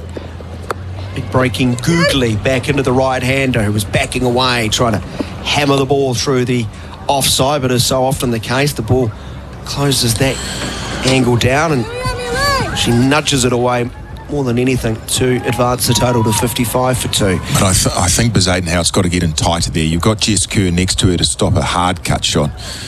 But that's just simple. That's a good delivery that Danny Wyatt can't do anything with. And it's not like she dropped it within a 2 or 3 metre radius and ran hard. She actually hit that pretty well to Bazadenhout's left, and I just think that's just too easy a single, especially when you consider New Zealand has to keep squeezing and take these wickets. Kerr, and again, is a sweep attempt that goes over the top and middle stump past Gaze, 4 more. We look to the umpire Cotton buys. That's another big breaking wrong'un and bouncing too. Yeah, it's a good delivery. It really is. Siverbrunt's gone to the offside. In fact, it's kind of gone over middle and off. So she's gone that far to the offside to play the sweep shots. She's exposed her stumps to wrong, and it's bounced over the top of middle and off, and Gaze was nowhere near it, really, unfortunately. Siverbrunt is teasing short fine leg this time as she scoops the ball up and over, beating Jonas by all of 2 metres. But unfortunately for New Zealand, and then races away down to the boundary for 4. And this is proving to be a painful over. I thought a genuine chance, I've got to say. I mean, she gave it her best friend, Jonas, she did, and it was actually hit better than I thought. It was almost like a top edge or almost a bit of glove and floating there, but she actually swept it with some power, but way to the boundary for 4. Slower outside of off stump, powerful sweep through mid-wicket for a single. Now that's fielding out there. Plimmer. That is Georgia Plimmer at her best, who moves so well, and just the ability to go down and up with pace, collect the ball, almost steady, clinical, but with that athleticism that goes with it. That's great fielding. Good fielder, Georgia Plimmer. 64 for 2, Kerr bowling, and here's a stumping chance taken, another wrong, and Wyatt again, a White looking to smash it through the offside. It beat her, didn't beat Gaze. Gaze has the bails off in quick order, and Mealy Kerr has her second. I think Gaze will feel so much better with that. That's actually sharp stuff. I mean, it's a short of a length ball that Wyatt tried to get down to. Was nowhere near in the end. It wasn't a straight bat shot trying to hit the ball. It was a cross bat, almost like a pull or a running sweep shot. She was that far away from the ball. And it bounced over the top of her bat, a million miles down the pitch, and Gaze, easy stumping chance. Well, they're never that easy. You're not a keeper. I can imagine. You're not a keeper, John. I can imagine, but that's nice work there by Izzy Gaze, following up a great innings by her. She's missed a couple today, but thankfully got that one. And Danny Wyatt is gone. Again, a little bit scratchy, and that only brings out the captain now. I was about to say, you haven't been hanging out with Smithy, have you? No, it sounds like you're a wicket. No, keeper. I would never want to wicket keep. Too big. That was always a thing, but I once heard you were a goalkeeper. 64 for 3. 1 ball remaining in the 10th over. New Zealand at the same stage with 50 for 4. New Zealand will be delighted with the 3. Runs just have flown a little bit too comfortably since the end of the power play, but Kerr has grabbed 2 wickets. Heather Knight leisurely back and working the ball through widest mid-on for 1. Siverbrunt says no, let's not come back for a second. The end of 10 overs at the halfway stage, chasing 137. England are 65 for 3. SENZ Breakfast. Didn't get much tougher than Ian Jones. He joins us now. What are you up to, mate? What are you preparing for now? Well, I always love doing events, Izzy. Got quite a big event, which hoping to get you involved in, actually, Izzy. So we'll... Is that the swim? Yeah, so team up with people like yourself. I can't even swim in the pool, mate. You know you want to, Izzy. You know you want to. SENZ Breakfast with Izzy and Ricardo. Every weekday from 6 on SENZ. We've got plenty of live sport. Sammy Hewitt ready, poised to hopefully see the Warriors in a victory this weekend right here at the Basin Reserve. New Zealand still in with a chance. With England, as they have really from the outset today, have been on the front foot. New Zealand have been chasing. Rosemary Mears back into the attack. 2 overs she has bowled pretty tight inside the power play, conceded just 7 runs off those overs. She's bowled 1 downwind, 1 upwind. She's back into the attack to bowl upwind from the advanced stand end. Bowling to the new player, Heather Knight. I don't mind bringing her back to have an attack at Heather Knight. Knight will feast on that though. Short wide outside of off stump. Glorious back cut for 4. yeah, I don't mind Mia coming back myself. I mean, obviously the preference downwind, not to be into the wind, but that's similar to the last ball of Rosemary Mears' previous spell. I mean, it's a little bit of width, but it's not proper width. And I just think that point field of Eidenhout, I thought it in the last over from Mia as well. She needs to go find him a lot more backward of where she is now, because that's where the pace of Mia will take a ball off the back foot. Mia in again. Ball's wider of the crease, angling into Knight. Glorious clip away off the front foot. zips away towards deep mid-wicket. Jacob Burham gives me a look like, holy heck, Yeah, well, 69 for 3. I'm just thinking she's 6 off 3. Short, but well, not short, by Kerr, world-class leg spinner, punches it to long on for 1. Then she gets a ball which she punches through point for 4 off arguably New Zealand's second best bowler at the moment, and then gets a ball that she clips with some serious timing to mid-wicket for 1. It's like, hello, I'm ready to go. Rosemary Amir is not ready to go. She runs in, arrives at the crease, but bails out as the southerly interrupts rhythm. So 70 for 3. New Zealand has got rid of Boucher for 6. Wyatt for 21, who was the last to go, and Capsey caught at long on for 25. Mere none for 12. This is her third over. Kerr has 2 left. Tahuhu 2. Jonas 2. Kerr 2. There's a back cut beautifully played by Siva Brunt, beating not only that square point but short third man. The placement is just picture perfect. It races away to the fence. Siva Brunt to 11. It's 74 for 3. Gee, what a player. Yeah, well, that sucks for Rosemary Mayer, because that's a very good, that's just top of off stump, but that shows how good Siva Brunt is. That's not a cut. It's almost just a back defence, but by opening the blade, and you could see Rosemary Mayer, she turned around straight to Amelia Kerr, kind of like both palms facing out, going, what can I do, or what can we do? It doesn't feel right. The only thing that has happened is that I think fine leg has come up and long on's gone back. So maybe we're about to see full and straight. Slower down the leg side. That just clipped the pad of Siva Brunt. That's why no wide has been signalled. When England shown their boundary hitting ability, they've had 8 today. New Zealand is 12 4s and 1 6. And, well, 6 4s and the 6 came off the bat of Izzy Gaze. See, I think this is negating what Rosemary Mayer can bring. Like, basically, we're seeing death bowling now. I mean, fine leg, third man up, everyone on the boundary on the leg side. That hurries Siva Brunt as she shovels it rather through mid-wicket. An awkward-looking stroke. Like, I would ask the question here to Rosemary Mayer or Amelia Kerr, how are we getting a wicket here? How are we getting, because you're not restricting England here. They're over halfway. They need 62 runs off nearly 9 overs. You're not going to restrict them. You've got to get them out. Well, you've got to take wickets, which will help restrict them. And my question would be, how are we getting them out? They haven't shown a willingness to slog over the leg side, but everyone's still back there. 75 for 3. Slow ball onto the back foot. Knight is going to work it up towards mid-on. Got 1, and that's all they will get. 76 for the loss of 3. 11 overs gone. So England needs 61 off the final 54 balls. Big names, big games, big money. It's the English Premier League, live on SENZ right through the season. Get the EPL in your ear canal right here. Listen to the Rural Roundup on Sundays with me, Andy Thompson, as I cover the biggest topics in New Zealand ag. Tune in from 6 to 8 a.m. right here on SENZ. SENZ. It's Kiwi for sport. Call anytime 0800 150 811. SENZ. 11 overs into the run chase. England well positioned. 76 for the loss of 3. 61 runs away from winning. Our coverage is with Resine, the paint professionals use. Amelia Kerr is out of the attack, being replaced by Jess Kerr from the Adelaide Road end. So she'll be bowling downwind with Gaze up to the stumps. Heather Knight on strike. Shorter, slower delivery.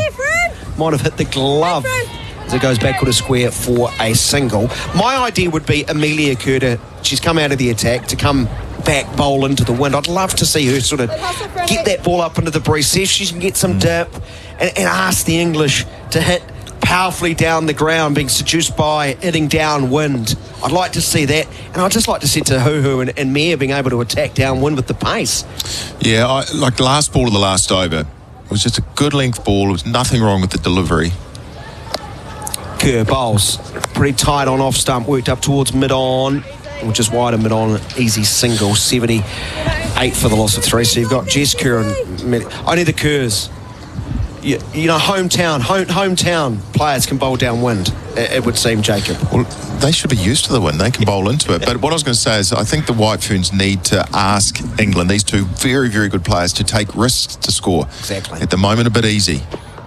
Heather Knight leaning forward, pushing up towards mid-on. There is no run. And that's the combination of which bowlers Kerr will use to bowl at that time, which end they will bowl, which we've talked about, but also the field set to that. So before, basically, picture it, an off-spinner's field that Rosemary Mayer was bowling to, and it's just too easy to nudge it into the leg side and run hard. And at the moment, England don't need a runner ball. Well, just over a runner ball. 59 off 51. Good bowling from Kerr, back of a length, turn to the onside. Oh, she would have had a run out, but her throw to the non-striker's end has missed. Great hustle to get across to a mid-wicket position, pick up cleanly, throw, and Heather Knight was nowhere to be seen. Yeah, I think Jess Kerr didn't realise how much time she had. She did really well in her follow-through to collect that ball, and Heather Knight is nowhere to be seen. Heather Knight is not quick. And then you add in that southerly wind. Yeah. She looked like she was on a treadmill there. It's a strong wind. And you know that feeling when you're halfway down, Jake, going, oh dear. You have nightmares over it. Half the time I'm naked. Slower delivery, but a glorious scoop shot over short, fine leg. Nets of a front. What can you not do? Brilliantly played. Big smile on her face. Punches gloves with Heather Knight. Says that's how you do it, Heather. 17 to her name. A boundary will take England 83 for 3. Yeah, it's a great shot. She's probably walked back and said, well, Izzy, I saw you doing it, so I had to go myself. Izzy Gay's played a number of those scoop shots so well in the New Zealand innings. Just, you know, the field changes and Siverbrunt can hit it where the fielder came from. From wide of off stump. She's going to try it again. She's hit it squarer this time. Not as well. Out towards deep backward square where Halliday's in. Throw comes in. 84 for the loss of 3. 12 overs have been bowled. 48 balls remaining for England. They need 53 runs.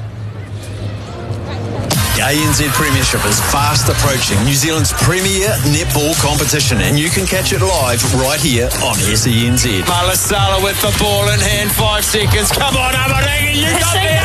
You got there, you star. There is the little punch of recognition that they know. Will the Mystics win it all again, or will it be third time lucky for the Stars in the final? And what are the magic, the pulse, tactics, and the Southern Steel? Who will it be in 2024? Catch live commentary right here on SENZ. 84 for the loss of 3. Siverbrunt is on 18. Knight is on 9. 53 runs required. 48 balls. You've just reminded me of a topic we had earlier in the summer of cricket, Jacob, about cricketers' dreams. The strange dreams cricketers have. Here's a beautiful looking drive straight to mid-off, though by Siverbrunt. Quickly to a right, Mealy Kerr as to who is back into the attack. And I don't like this, but bowling upwind. I like to see the New Zealand spinners pushing into the breeze. They need to take wickets. Maybe I'm putting too much stock in the extra few Ks that to get downwind, because Siverbrunt, I think, could play any pace. She's that good. She powers the ball to square leg. There's going to be no run. It's a good field set. And actually, I didn't really notice that. Rosemary Mayer is at square leg. So you've got Green at long on, Plimmer at mid-wicket on the boundary. Rosemary Mayer is square leg in the ring, which is where that ball just went to, and then a fine leg is back for the scoop, obviously. And then Jess Kerr's been out there all day at deep cover. Not a bad field set. Tahuhu moves in again, backing away and then hitting uppishly through mid-wicket for a single. Yeah, Plymouth Fields, 85 for the loss of 3. So I have a recurring dream about trying to get my pads on. Oh, yeah. And can't and get timed out. The other recurring dream I have is I'm about to go do an exam for calculus and I haven't done any study. And then my teeth start crumbling. It's a terrible one. I wonder I'd like to know your cricket. The psychologist, what would they say the meaning of that is? A lot. Here's a dab to backward point. Good fielding. In the tumble to prevent the boundary, England will steal the run though. 86 for the loss of 3. Well, two things. One, I got 9% in calculus, so when I was at school, I just didn't trauma from the childhood. So it's obviously rooted in what actually happened a long, long time ago. Yeah, I didn't bother taking calculus, so probably anything that required a degree of intellect. Yes, to 2 balls remaining in the 13th over. Strong strike, but straight to square leg, as pointed out by Jacob Borum. Nicely set field, dot ball. So your recurring dream is? Oh, yeah, I know what you're saying about the getting timed out. Yeah, like you've left it too late to get ready, and then you're I'm 5 or I'm 6 or whatever it is, and you get it, and then you hear another roar or another wicket's fallen, and yeah, running between the wickets one where you're running so slow, and you get run out, but you really should have made it. So who goes with a Yorker length ball that brushes the pad, goes very fine, but finally is back, and it will be just 1 run. So what do I know? Not off the pad, off the bat. That's the end of the over. 87 for the loss of 3. Siver Brunt 20, Knight on 10. And either Knight was living Jacob Borum's dream a couple of overs ago. That terrible feeling when you've nudged it to the onside. Oh, there's an easy run there. No, there's not. I'm halfway down and they're already throwing at the stumps. And I've got to deal with this Wellington wind too. So 50 off 42, that's the equation. We've hit 13 overs. England 87 for 3. Quick look at the scorecard. Boucher gone for 6. Wyatt 21, 25 to Capsey. Siver Brunt's 20 off 17. Knight's 10 off 8. The wicket takers, Kerr has 2 for 14. And 1 for 19 for Tahuhu. And Kerr back into the attack from the Government House end. Drops a length short outside of off stump, rocking back and smoking it away to Tahuhu. Deep cover is Siver Brunt. 88 for the loss of 3. I said at the start there was a big spell for the captain, Amelia Kerr.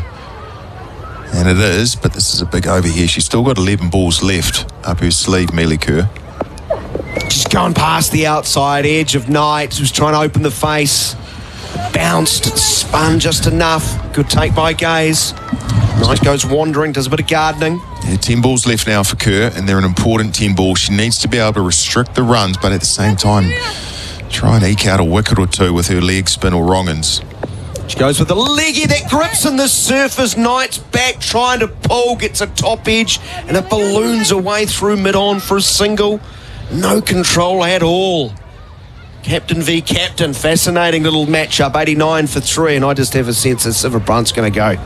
Right, yeah, that's spun. Leave it with me. Yeah, that sort of sat, like you said, sat in the surface, gripped and spun as well. That's why it was a top edge. This is another leggy, and it's swept away from well outside of off stump, and powerfully by Siver Brunt for a single. She changes her grip quite noticeably from leg spinner to googly. Well, she's one of the few leg spinners. She's probably a 50-50 leg spinner to wrong-un, but probably domestic cricket, it's more like 80-20 wrong-uns because she's so successful. Googly this. Wide of off stump, spinning back in, pulled away to mid-on. Leg spinning savant I am. I'm helped out by the TV and camera crew who's zeroing in. It's called theatre of the mind, Jacob. 91 for the loss of 3. No, ladies and gentlemen, I'm just seeing the grip. It's really interesting. I think I probably said it Wednesday, to see the difference in the way international sides play Kerr compared to domestically. Here's a sweep attempt that's going to balloon over Gaze. Top edge, no control, but plenty of luck and 4 runs. Well, that's going to hurt because up to that point it was a really good over by Amelia Kerr. But a boundary makes the English feel rather good about themselves, I'm sure. 95 for the loss of 3. 42 runs needed. 36 balls available, and that was 4 off the bat. So add 4 more to Kerr's figures. She has 2 for 22 off 3 overs. So Fran Jonas has 2. Kerr has 1. Tahuhu, Kerr of the Jess variety, and Rosemary Mayer all have 1 over up their sleeve. 95 for the loss of 3. New Zealand have fought hard, haven't they? They've given themselves a chance. The economy rate required, though, the run rate required is exactly 7. So England will feel like they've got more than enough as far as the players out there and still to come to get this one home. We're going to see Kerr bowling into the breeze and run off the face. Lovely stroke. Pass short third man. 4 runs. Is it? I think it is. Jonas slides and knows she's collected the rope. And Jess Kerr is welcomed back by either Knight has been a quality cricketer. I wondered if that was an edge or kind of a 50-50, like tried to get it to third man-ish, but genuine edge. No, it's actually just a beautiful shot because it's a nice start by Kerr, trucking into the wind now, but just outside off on a good length, and just bet Fran Jonas on her left, who ran hard, struggled, couldn't run that down. It's a nice shot for 4. Kerr from over the wicket goes fuller into the pads, flicks the pad, goes to short fine leg, looking for the LBW shout, but that swing, it's going to miss leg stump. And those back-to-back 4s, the last ball of Amelia Kerr's over and then the first ball of Jess Kerr's over, has just brought the gap between runs required and balls left all that much closer, and is now 38 from 34. So with 2 boundaries in a row, it's put it back into England's favour, I think. There's a low full toss that's driven up through mid-on to Maddie Green in the deep for a single. The 100 is up for England. 100 for the loss of 3 in the 15th over. The well ahead of where New Zealand were at a similar stage. New Zealand were 84 for 5 at this stage. And thankfully for that finish by Gaze in particular, there was this game probably last rights now if it wasn't for Gaze's innings. False start for Kerr. She gets halfway through her run-up. Pushed off stride by this strong southerly. She moves it again past the umpire. Well bowled, very full, hard to get elevation, and waiting and is playing with the angle from over the wicket. Siva Brunt through square leg for a single, 101 for 3. Just Kerr maybe not used to running into it. Just getting pushed off her rhythm before last ball, but she's bowled well, in fact, both days. Both days, Wednesday and then today, bowled well here at the Basin Reserve. Excellent bowling again. It's a Yorker. It's dug out, pushed up towards mid-on. Not running hard, but never a second on this occasion. 102 for the loss of throw. And I think we've reflected this in our commentary over the last couple of games, Jacob. I think the New Zealand bowling's just fine.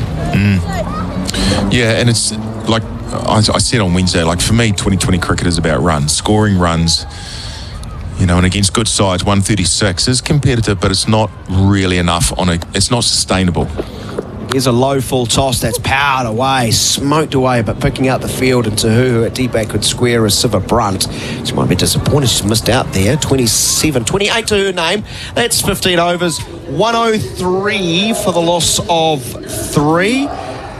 As now Kerr has finished her 4 overs.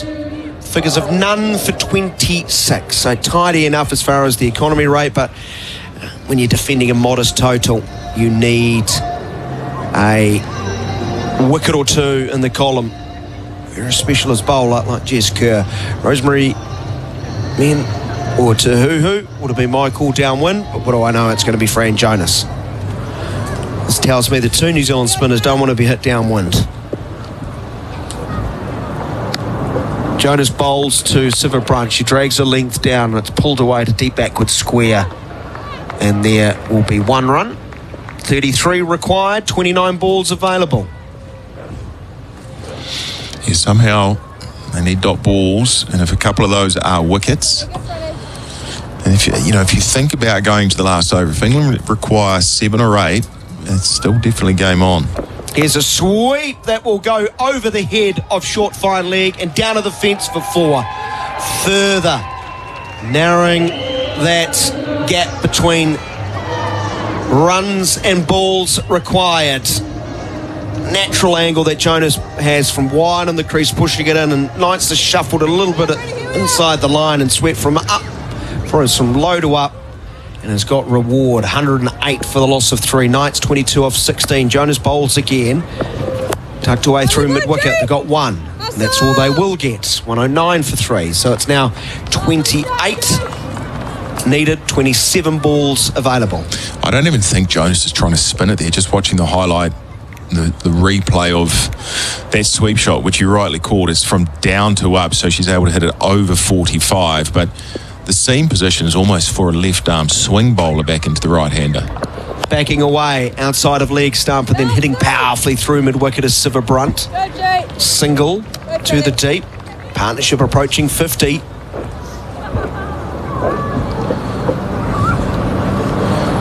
He's just coming back and forth from fine leg back up to short fine leg. Tahuhu going back out to cover on the boundary. Now swept away along the grass. Rosemary Mayer does well at short fine leg. Gets a hand on it, but unfortunately she wasn't able to keep it close enough to her, and that will see the English come back for a second. 112 for the loss of 3 as Knight moves to 25 off just 18 balls, and this partnership with 48 off 36 balls. Game just slipping away from New Zealand as Joan is very quick through the air, and it's pulled away out towards Plimmer. Request is the throw on the bounce. She obliges. The end of 16, it's 113 for 3. Big names, big games, big money. It's the English Premier League, live on SENZ right through the season. Get the EPL in your ear canal right here. Summer is a great time for sport. Cricket, racing, golf, tennis and much more. Whether you're playing or following the pros, keep an ear on SENZ for all the action. SENZ. It's Kiwi for sport. Call anytime 0800 150 811. Decided lack of sirens around the Basin Reserve today. There's one in our captured beautifully by a fixed spot. It's actually a double siren. You've got that's the fire engine turning left off Adelaide Road. We've got an ambulance going around on the other side. It's 113 for 3 as Heather Knight gloriously works to away to the backwards square leg boundary for 4. She was on the advance, just a little shuffle towards the ball, got inside the line and turned it away, a full ball away to the fence to move to 30 off just 20. Silverbrunt's 30 off 24, and this very talented middle order taking the game well away from New Zealand. Sorry, Jacob, 117 for 3. I was just going to say off the bat, with that fielder, Rosemary Mayer in the ring at square leg, I thought it might have been a chance, but went behind, squaring away for 4. Tahuhu goes for a Yorker, misses a touch, and it's flashed away through deep mid-wicket for a single. 118 for the loss of 3. 54-run partnership now. Well done to Silverbrunt and Knight. And now the equation is 19 off 22. But look at that scoring, though. I mean, both of them well above 100. Knight now has taken over 31 off 21, and you can't recall too many risks. No, you can't. Tahu moves in. Bowls, full, driven, straight down the ground on the up. In control, Silverbrunt, 31 off 25 to her, 119 for the loss of 3. I mean, the highest risk shot by Knight has been lapping or sweeping, seam or spin, and she's probably done that 3 or 4 times and very effectively. But she plays it so well and so often that it's actually not a high-risk shot for her. It would be for lesser players, but she plays it like she would play a cover drive. And so all of a sudden, you don't know where to bowl, you don't know where to set your field, and you're 31 off 21. It's actually really good to watch because it's just so professional, so clinical. Tahu goes around the wicket, change her approach, shorter, and it goes over the left shoulder of Heather Knight. Excellent height from Tahu with that short ball. We'll look down on the English bench, which I do find rich in irony. They're wrapped up like it's the middle of winter. One player, not even sure who that is. I think it might be Beaumont. Yeah, Beaumont is wrapped up in some blanket. Does it not get cold in England? There's a full Yorker length outside a leg stump following the right-handed Knight as she backed away. Got enough bat to send it down towards deep backward square for a single. 120 for the loss of 3. Well, I know they play some, early season county cricket. 4 day you might lose a day or a game because of snow. So you can't tell me it's any cold. I mean, it is cold, let's be honest, but it's not a snowed off fixture just yet. But that southerly will be blowing straight into their dugout, won't it? Yeah, in fairness, yes. And they've got sunglasses on as well, and rugs, beanies. That's Wellington right there. Tahuhu bowls, goes past the inside edge and past leg stump. Silverbrunt had gone a long way outside a leg stump, looking to smoke it through the offside, which she's so capable of. She swings, she misses. 3 overs remain, 17 needed. England 120 for the loss of 3 at the end of that over. I actually think Tahuhu's bowled pretty well. She has. I do. In fact, we've said it before, the bowlers have done their job or tried to. There's only 3 wickets down, so you could argue that, potentially need a few more wickets to really have, quote unquote, done their job. But in terms of just bowling in the right areas and getting hit to your field, I think Tahuhu's done a fine job. So it will be Mealy Kerr back into the attack from the Government House end. She bowls past the outside edge or underneath the edge of the right-handed Knight, who was looking to sweep from wide of off stump. Good, Mealy. Mealy Kerr needs a couple of wickets in this over, you feel. She bowls very slow outside of off stump. Big breaking wrong and comes back in. Oh, then a needless throw from Basin. They weren't going to take a run, and she threw the ball back as if she was going to get the run out required, but she was already back in her crease, and it was wide of gaze and a single taken. It's not what is needed when it's 16 from 16. No, you'd be grumpy as a bowler, captain and coaches, but... Now Siva Brunt on strike, and she is bowled!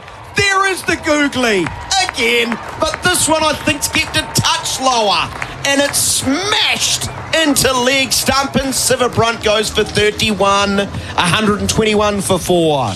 Great fielding, Basin Hout, to give an overthrow away and get Siva Brunt on strike.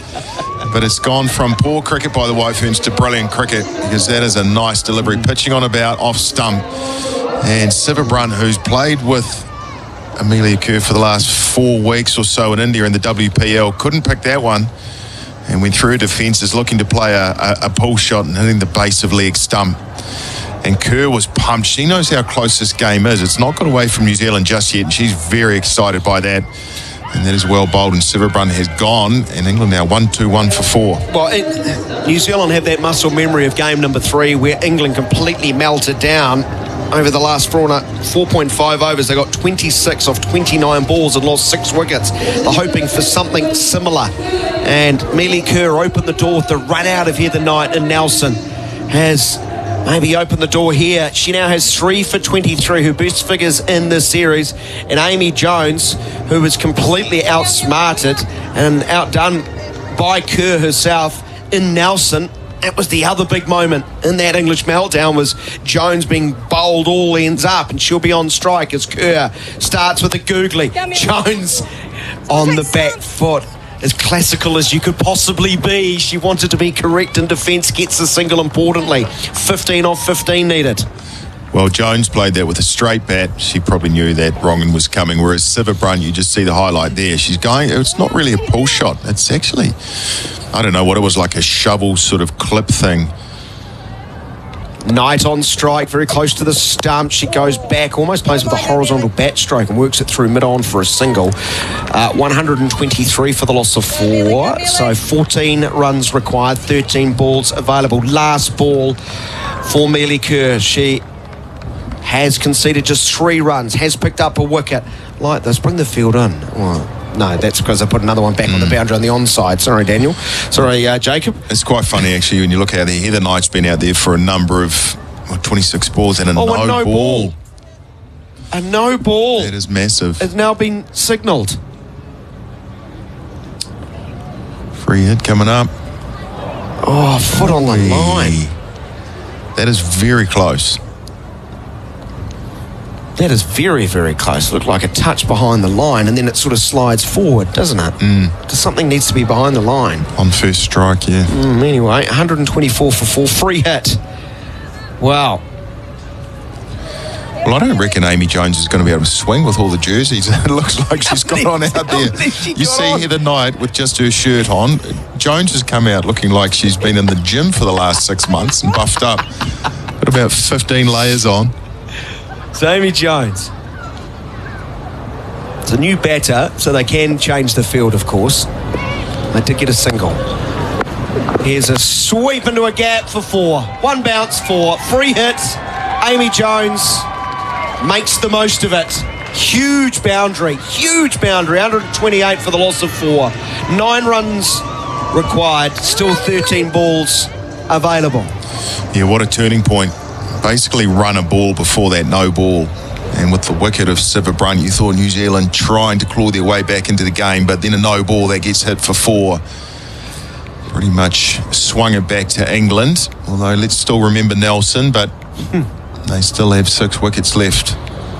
Kerr, last ball of her spell. She's in again, quicker through the air, spinning back into the right-hander across in front of the non-striker is Kerr to get down and prevent a run being taken. The end of the over. 2 overs remain, 12 balls remain, 9 runs needed for England. 128 for the loss of 4. Jones is 5 off 3, but Knight, as she has done so often in this series, is so calm, composed and productive too. 34 off 26. Just trying to bring up her individual numbers in this series. Should be close, 184 runs, an average of 92 and a strike rate of 146. A couple of 50s already, and looks like she's steering her side home to another victory here. Yeah, I used the word earlier around being just professional. You know, it's almost no highlights, no frill sort of stuff. She backs away and drives through mid-on as Rosemary Mayer follows her. Rosemary Mayer looks frustrated that she's just missed her line a touch. She was going full, I think, targeting the stumps. Single through mid-on, but you have a crack at the new player. Jones, 129 for 4. Oh, is this a no ball as well? It is. It is. A second no ball. Ruled from upon high on that sloppy. You know, one from a leg spin is hard to take, but then a second just probably make you angry if you're in the coaching group. So a free hit as well. That one, no doubt about that one, Jacob. Just seen the replay on the GJ Gardner-Holmes replay. Clearly over the line. Rosemary Mayer, her reply would be quick. Past the outside edge of Jones, who backed away, tried to hammer it through the offside where there is no one out. All of them are back on the onside. A dot ball, 130 for 4, 7 needed, 11 balls. Lucky that didn't go for runs, or that probably would have been the game if Jones was able to get it through that stacked offside field in the ring. Mayer getting her line and length correct, and importantly that foot behind the line. Mayer from over the wicket again. Slower ball flicked away through square leg. They've got one. That's all they will get. 6 needed. 10 balls remain. England now 131 for 4.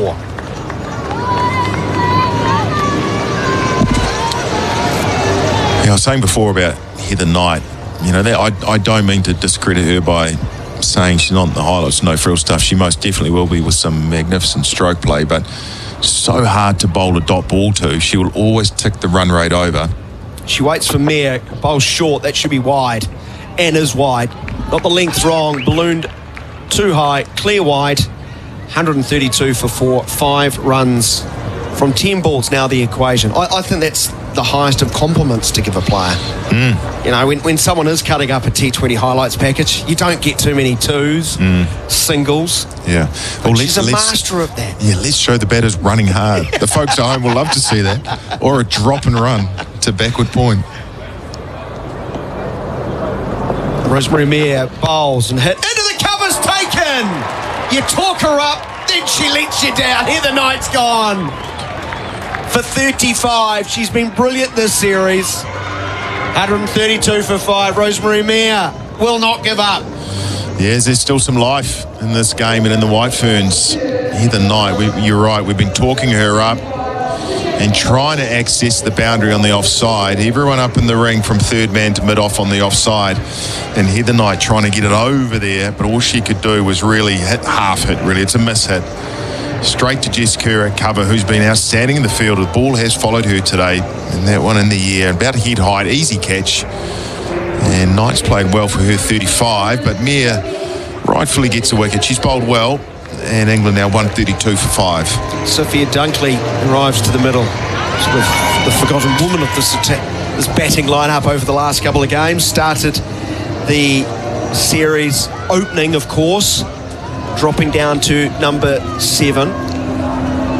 She struggled. It was 34 runs in those innings at the top of the order. Completely different scenario. Looking to finish the game. 5 runs needed, 9 balls remaining. England clearly still the ascendancy. They have the high territory. New Zealand have a long slog uphill still. 132 for 5. Rosemary Mayer will bowl with fine leg and third man up inside the circle. Deep cover out for her. 3 back on the onside. Dunkley is a right-hander. Dunkley waits and she just turns the ball into the onside. Dropping and running. Got one. They could get 2 here. Brilliant. It only gets to the 30-metre circle. And as we've talked about, out on that side, that's 70-odd metres, that boundary. Brilliant cricket. 2 runs to Dunkley. 3 needed. 134 for 5. So 5 off 9 before that delivery, and New Zealand, to a player who hasn't faced a ball, and also to someone who you rightfully pointed out hadn't scored runs, so has been dropped down the order. For me, that deep mid-wicket or someone had to come up. In fact, now we've seen short fine leg go to mid-wicket, but the horse has bolted, because that 2 means there's 3 off 8 and it's game over for me. But you've got to apply the pressure. They shouldn't have the whole leg side on the boundary. Why are 3 still out on the onside? Short, cut away to the fence for 4. Moot point, Daniel. The end of the game, the end of the series is finished off with Sophia Dunkley coming out, slamming the door on New Zealand's face. And England, too good over the course of this 5-match series. They win by 5 wickets in game number 5, finishing 138 for the loss of 5. England win by 4 matches to 1. New Zealand paying a heavy price for a sluggish performance with the bat. At the turn, they're only 50 for the loss of 4 when batting first. They got through to 136 for 6. Izzy Gaze was really the bright spark in the batting performance. And once more, the bowlers have toiled. I don't think we can criticise them all too much. But once more, Jacob Oram, New Zealand left light on runs. Yeah, and firstly, you've got to give credit to New Zealand's middle and lower order for fighting to get them something to bowl at. And I thought the energy in the field, the quality of the bowling, but the energy in the field and the level of bowling, fielding itself backed it up. But there were some really good signs by the Wyverns. The bottom line is they have lost and lost comprehensively by 6 wickets. By 5 wickets. But England's just so good. They are so clinical, so professional. I mentioned that about the way Heather Knight goes about her batting and her business, but it's really a metaphor for the whole team. And some good stuff by England. They are a force in the international women's cricket. And while there were some good signs by the Wyverns, just unfortunately today, and probably in the series, let's be honest, just not at the same level. And a 4-1 series win for England. So that wraps up the game. England win the series 4 matches to 1. The one-day series still to come. Live from the Basin Reserve, SENZ. The T20 series has wrapped up. It's now on to the one-day series. Before that, though, we'll have the official match presentation and series presentation courtesy of TVNZ. If you're just tuning in, want to know the score, New Zealand made 136 for 6. They fought hard in the field, but were at least 20-30 runs short. We felt at the start of the run chase, England a measured sort of reply, and they got home in the 19th over with the score 5 down, 138 for the loss of 5. I think very, very soon Frankie Mackay will lead the coverage, player of the game, player of the series, and of course the respective captains here at the Basin Reserve. Bouchier made 6, Wyatt 21, Capsey 25. Here we go. Let's join TVNZ now. To Frankie Mackay with the presentation. ANZ player of the match today, Natalie Silverbrand. An excellent day for you. 2 for 24 with the ball and then 31 off 27 with the bat. First up with the ball, conditions to your liking? It's great to get on a seaming wicket and explore that. But we still have to put it in the right area and luckily I did that in the power play. I spent a bit of time at the WPL. Nice to get back on a surface with a bit more pace and bounce about it. Yeah, but then I got out to one that was a bit lower. It's nice to, I guess, adapt to different conditions and change the game a little bit when needed, really. And to be able to be part of that chase, to do it in 19 overs, did it feel perfectly timed? I think so. I think it would have been nicer if me and Heather were in at the end we didn't have to let too many people come out and bat, but I think that the partnership between me and Heather really solidified it. Yeah, and there was a bit of pressure on losing a few early wickets. What were you talking about at the middle, you and Heather? Just to build a partnership. We knew getting singles and getting off strike, I guess, builds that and takes the pressure off, soaking it up a little bit more. And the longer that we're both there, the better. Yeah, well, it was brilliant to watch. Congratulations, ANZ player of the match, Natalie Silver. Thank you very much. Natalie Silver Brunt with Frankie Mackay. In just a moment, it will be player of the series. If you ever watch these videos, Jacob, when you get home, you'll see the advertising, the sponsors boards behind. The staff at New Zealand Cricket who are holding on to those need significant pay rises. They're doing amazing work from it blowing over and crashing into the player. The player of the series is Maya Bouchier. No surprise there. I think she's going to catch up with Frankie Mackay. Throughout the series, Maya Bouchier, of course, it could be no one else. 223 runs, an average of 55.75. 250 is a high score of 91. Could that series have gone any better for you? No, I don't think so. Obviously today wanted to contribute a bit more, but we came back really well, and that little partnership at the end with Heather and Nat just finished the game off. So yeah, really good, really happy. And the opportunity to get up the top of the order and play a lot of cricket this series, there were a few players missing to start it off. Did it feel almost like a little bit of pressure to take that opportunity at the start of the series? Yeah, a little bit of pressure, but I think I like a little bit of pressure, and to have that opportunity at the top of the order is really exciting for me. And I've done that a little bit in the Vipers and in other competitions. So it's really happy. I'm really happy that I've been able to do really well at this level, and just very happy. And to get that first 50 as well, does it give you that real confidence that you can take that domestic form into the international game? Definitely. I think consistency at that level is really important, and to take that into this level, I want to be doing that consistently now. And if I keep getting given that opportunity at the top of the order, that's something that I'd be looking to do. So yeah. And it looks to me like your game has just gone from strength to strength in recent times. Is there anything you can put that down to? Is there anything you've been working on? I think a lot of it's been throughout the winter. I've been working on a bit more of the mental game, and trying to avoid distraction as much as possible, and doing that in training and being able to transfer it onto the pitch is something I've been working on. So to see that coming out on the pitch is really helpful, and I'm really grateful. And it is a game at T20 cricket that pressure does build up pretty quickly, but it looks like you and this England side just have so much fun. Is that the case out in the middle? Yeah, I always try and come back to just enjoying myself and enjoying playing the game, and playing really good cricket shots. I always think, can I just look to play really good cricket shots and not try and force anything? And I think that came off in the last couple of games, which I'm really happy about. And to come off with a smile, that's all I want to do. So yeah, very happy. Well, if that happens as a batter, walking off with a smile on your face, it's going well. We've enjoyed watching you play, and congratulations on the play of the series, Maya. Thank you.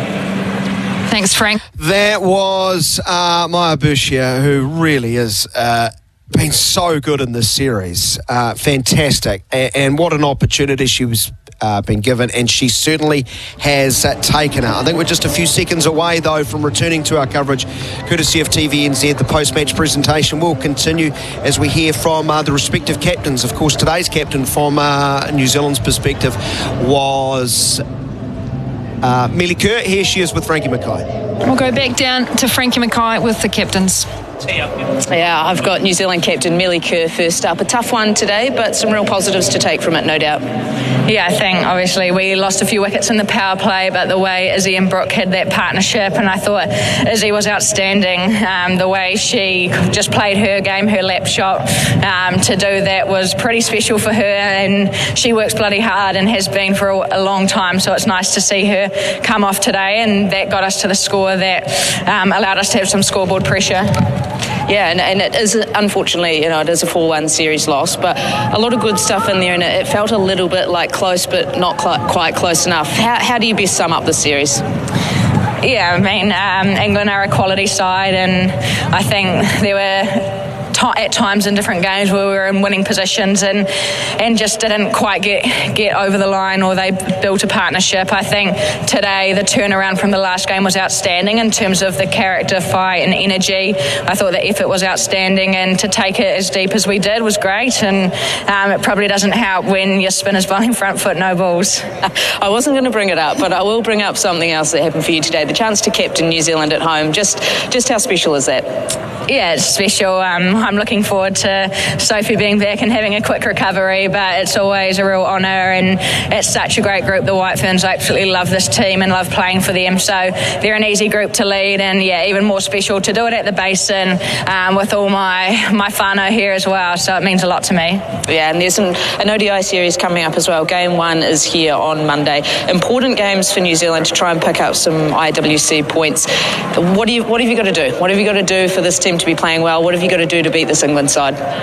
Yeah, well, they've obviously got match winners and they're a world-class side, but same as us, we've got a lot of match winners in our team and different people stepping up at different times, and I guess the change of format, it's doing things for longer, and partnerships are key for us. I think it's showing that out there in the middle, the longer you attack the stumps, the harder it is for batters, and batting, it's about building partnerships. It's a good wicket, it's a fast outfield, and it's just doing it for long periods of time, and we've got to prepare well and whatnot, but we'll move forward and hopefully step up for the next one. Yeah, thanks for your time, Mealy. Looking forward to seeing you on Monday. Cheers. Thanks, Frankie. Frankie Mackay speaking there with Mealy Kerr, and now we'll hear from the victorious English captain, Heather Knight. From your side today, is that how you saw it? Yeah, really pleased. I think particularly how we started with the ball. We identified that it was quite a seam-friendly wicket. Thought Nat used a wobble ball really well. Was really aggressive. She doesn't often bowl through in the power play, so she did a brilliant job picking up wickets there. And I thought Lauren Filer as well, big field coming in, bowling with the wind behind her. She got some pretty quick speed. So yeah, it was really exciting to watch. Probably if we're picky, we'd probably let them get a few too many. But I thought Gaze batted really well, obviously, to take the game on against us and get up to that total. And to be able to get the chase done in 19 overs, was that always thereabouts the plan? Yeah, I think so. We obviously talked a little bit about chasing after we didn't quite do it how we wanted to in the third game. So yeah, to do that with quite ease and do it quite calmly and quite levelly, I think was a really good sign from us. Nat again was outstanding in the middle, and yeah, it was a bit of a strange wicket actually. It was a bit more sort of tennis ball bounce. It sort of was quite hard to start, but yeah, I think the options that we took were really good, and obviously delighted we get over the line. And how exciting to have someone like Lauren Filer coming in, just to be able to take the handbrake off, bowl downwind, and look to be really aggressive. Yeah, it's really exciting to watch. I was a bit scared at first slip, to be honest. If they nicked one, I knew it was going to come pretty quick. But yeah, she's certainly got some pace behind her, and it was a wicket that really suited her. And yeah, she's worked really hard. She obviously only played in the first game, so she's had a few games to sort of work on what she wanted to. And I think she's put her head down and come in and bowled really well for us. And she's a real wicket-taking threat, which I think is really important in T20 cricket. And she's still growing all the time. She was working in a supermarket back home about a year ago, so to see her now doing really well is great for her. Yeah, you've mentioned a few times throughout the series that you haven't possibly been at your best throughout as a team. You look to play a fearless, aggressive style of cricket. Do you think you're getting closer to that best form of cricket as you're getting towards the end of the series? Yeah, I think so. I think we're still evolving a lot as a team. I think we're learning to be a bit more smart as well and read conditions. Like we've had big boundaries, which has been really good for us to kind of do a bit more of the thinking side of things, have to run a little bit more twos. It's quite hard to hit sixes, so hitting the ball hard into space. So yeah, it's been really good, I think, for this development of the team. And yeah, obviously big year for T20 cricket, so any learning we can do and to keep growing into that tournament later in the year is really exciting. And one day cricket coming up for you, anything change for your team, or are we still going to see that same approach?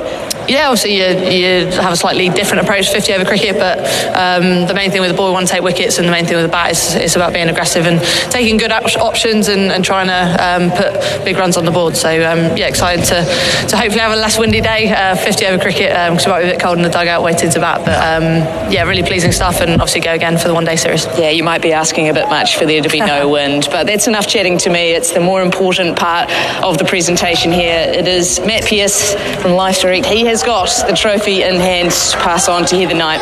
They're going to walk that way. Big thanks to TVNZ for providing audio of the post-match presentation, where you've heard from a swag of the protagonist over the course of the series, player of the game, Nat Sciver-Brunt. What a player she certainly is. Maya Bouchier has got to be one of the best stories from an English perspective, just adding another sort of contributor and option at the top of the order.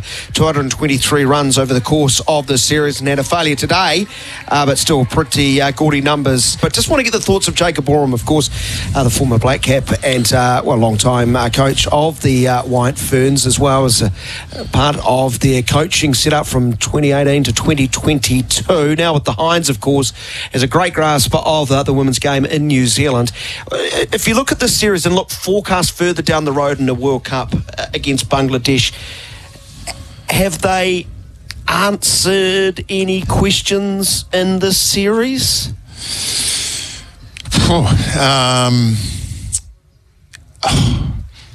Kind of, yeah. Kind of, but not really. Yeah. That's I didn't think you were going to hit me with something that that much of a curveball, but I think it's really hard to compare with what we've seen out there or in this series to what we'll get in Bangladesh, because I think it'll be a totally different makeup of their side.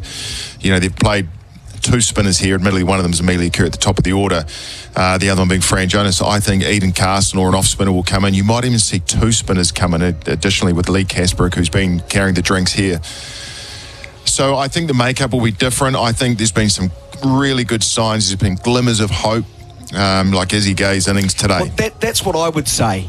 Kind of, not really. Yeah. If Izzy Gaze can do that on a somewhat regular basis, and that's a big ask, that is the big hole in their team, is sort of someone in that middle lower order who can finish off an innings. Yeah. Today was really impressive from Izzy Gaze. Today was, you're right, very impressive. It really was, because not just the runs, the bottom line, which was runs off balls, but also the context. They were under pressure, and she got into her work straight away and got a good partnership going with Brooke Halliday to give New Zealand some sort of a total. But you know, it's fits and starts, and I think we're yet to see it complete. Even the game they won in Nelson, the White Ferns, it was still more probably the fact that England capitulated as opposed to New Zealand really playing this ultimate game of cricket. And I think we all know there is something in this team, you know, especially in the big three. It's quite a top-heavy team with Devine, Bates and Kerr. But if they're able to get the likes of Gaze or Halliday or Hannah Rowe or Rosemary Mayer coming along, Fran Jonas, if they can get up to that level of those big three, then I think we'll start to see some consistent performances. Halliday had some nice moments today, probably ran out of bit of steam late in her innings when she needed to kick on, but yeah, it's probably the other bright spark from the last couple of days with the batting. Well, I think her whole career, and her numbers won't show this, I don't have them in front of me, but I think from day dot she's shown that she's actually good enough to be here. Yeah. She's not averaging 45 in all formats, don't get me wrong, but I think you see quality. In fact, I think you might have said in particular at one point you see the good in her more often than not. And I think you're right. You know, the other day on Wednesday she got a start again. I mean, we're not talking an Izzy Gaze type 50 off 30 the other day, but there's enough to say there's something you can build around. You know, you've got, I'd say again, you got that top three and Bates, Devine, Kerr. You know, Zayden House seems to be the one they're investing in, giving time to at the top of the order. There's your top four. Then you've got Green, you know, who is kind of there and has been for a long time. So you're probably thinking, well, she's set. And then there's the likes of that Halliday and Gaze and others coming through. I just don't think they're going to make many changes moving ahead, because that World Cup's only a matter of a month or 6 weeks away. I don't think they're making many changes. They're just going to try and eke out what they can from this current roster. Yeah, so they'll stick with this roster and maybe play that juggling game of how many seamers do we take, how many slower bowlers do we need to take. In the squad, yeah. Yeah, when an Eden Carson sort of comes into consideration. She was in the squad to start the series, I guess, a Kasparek. Haley Jensen been knocking on the door outside of the group. She's probably the loudest shouter from that New Zealand A series. Yep, and had a lot of experience, obviously. The other one would be Molly Penfold, who's been in the mix and bowling. Well, she went for a few runs yesterday, unfortunately, but, you know, has been bowling well all summer. Really got, like sort of Rosemary Mayer, similar sort of pace, but has got her radar going well. So, you know, there's some good signs even outside of this squad, but, you know, are they ready to take on the Englands and Australias? Not quite sure.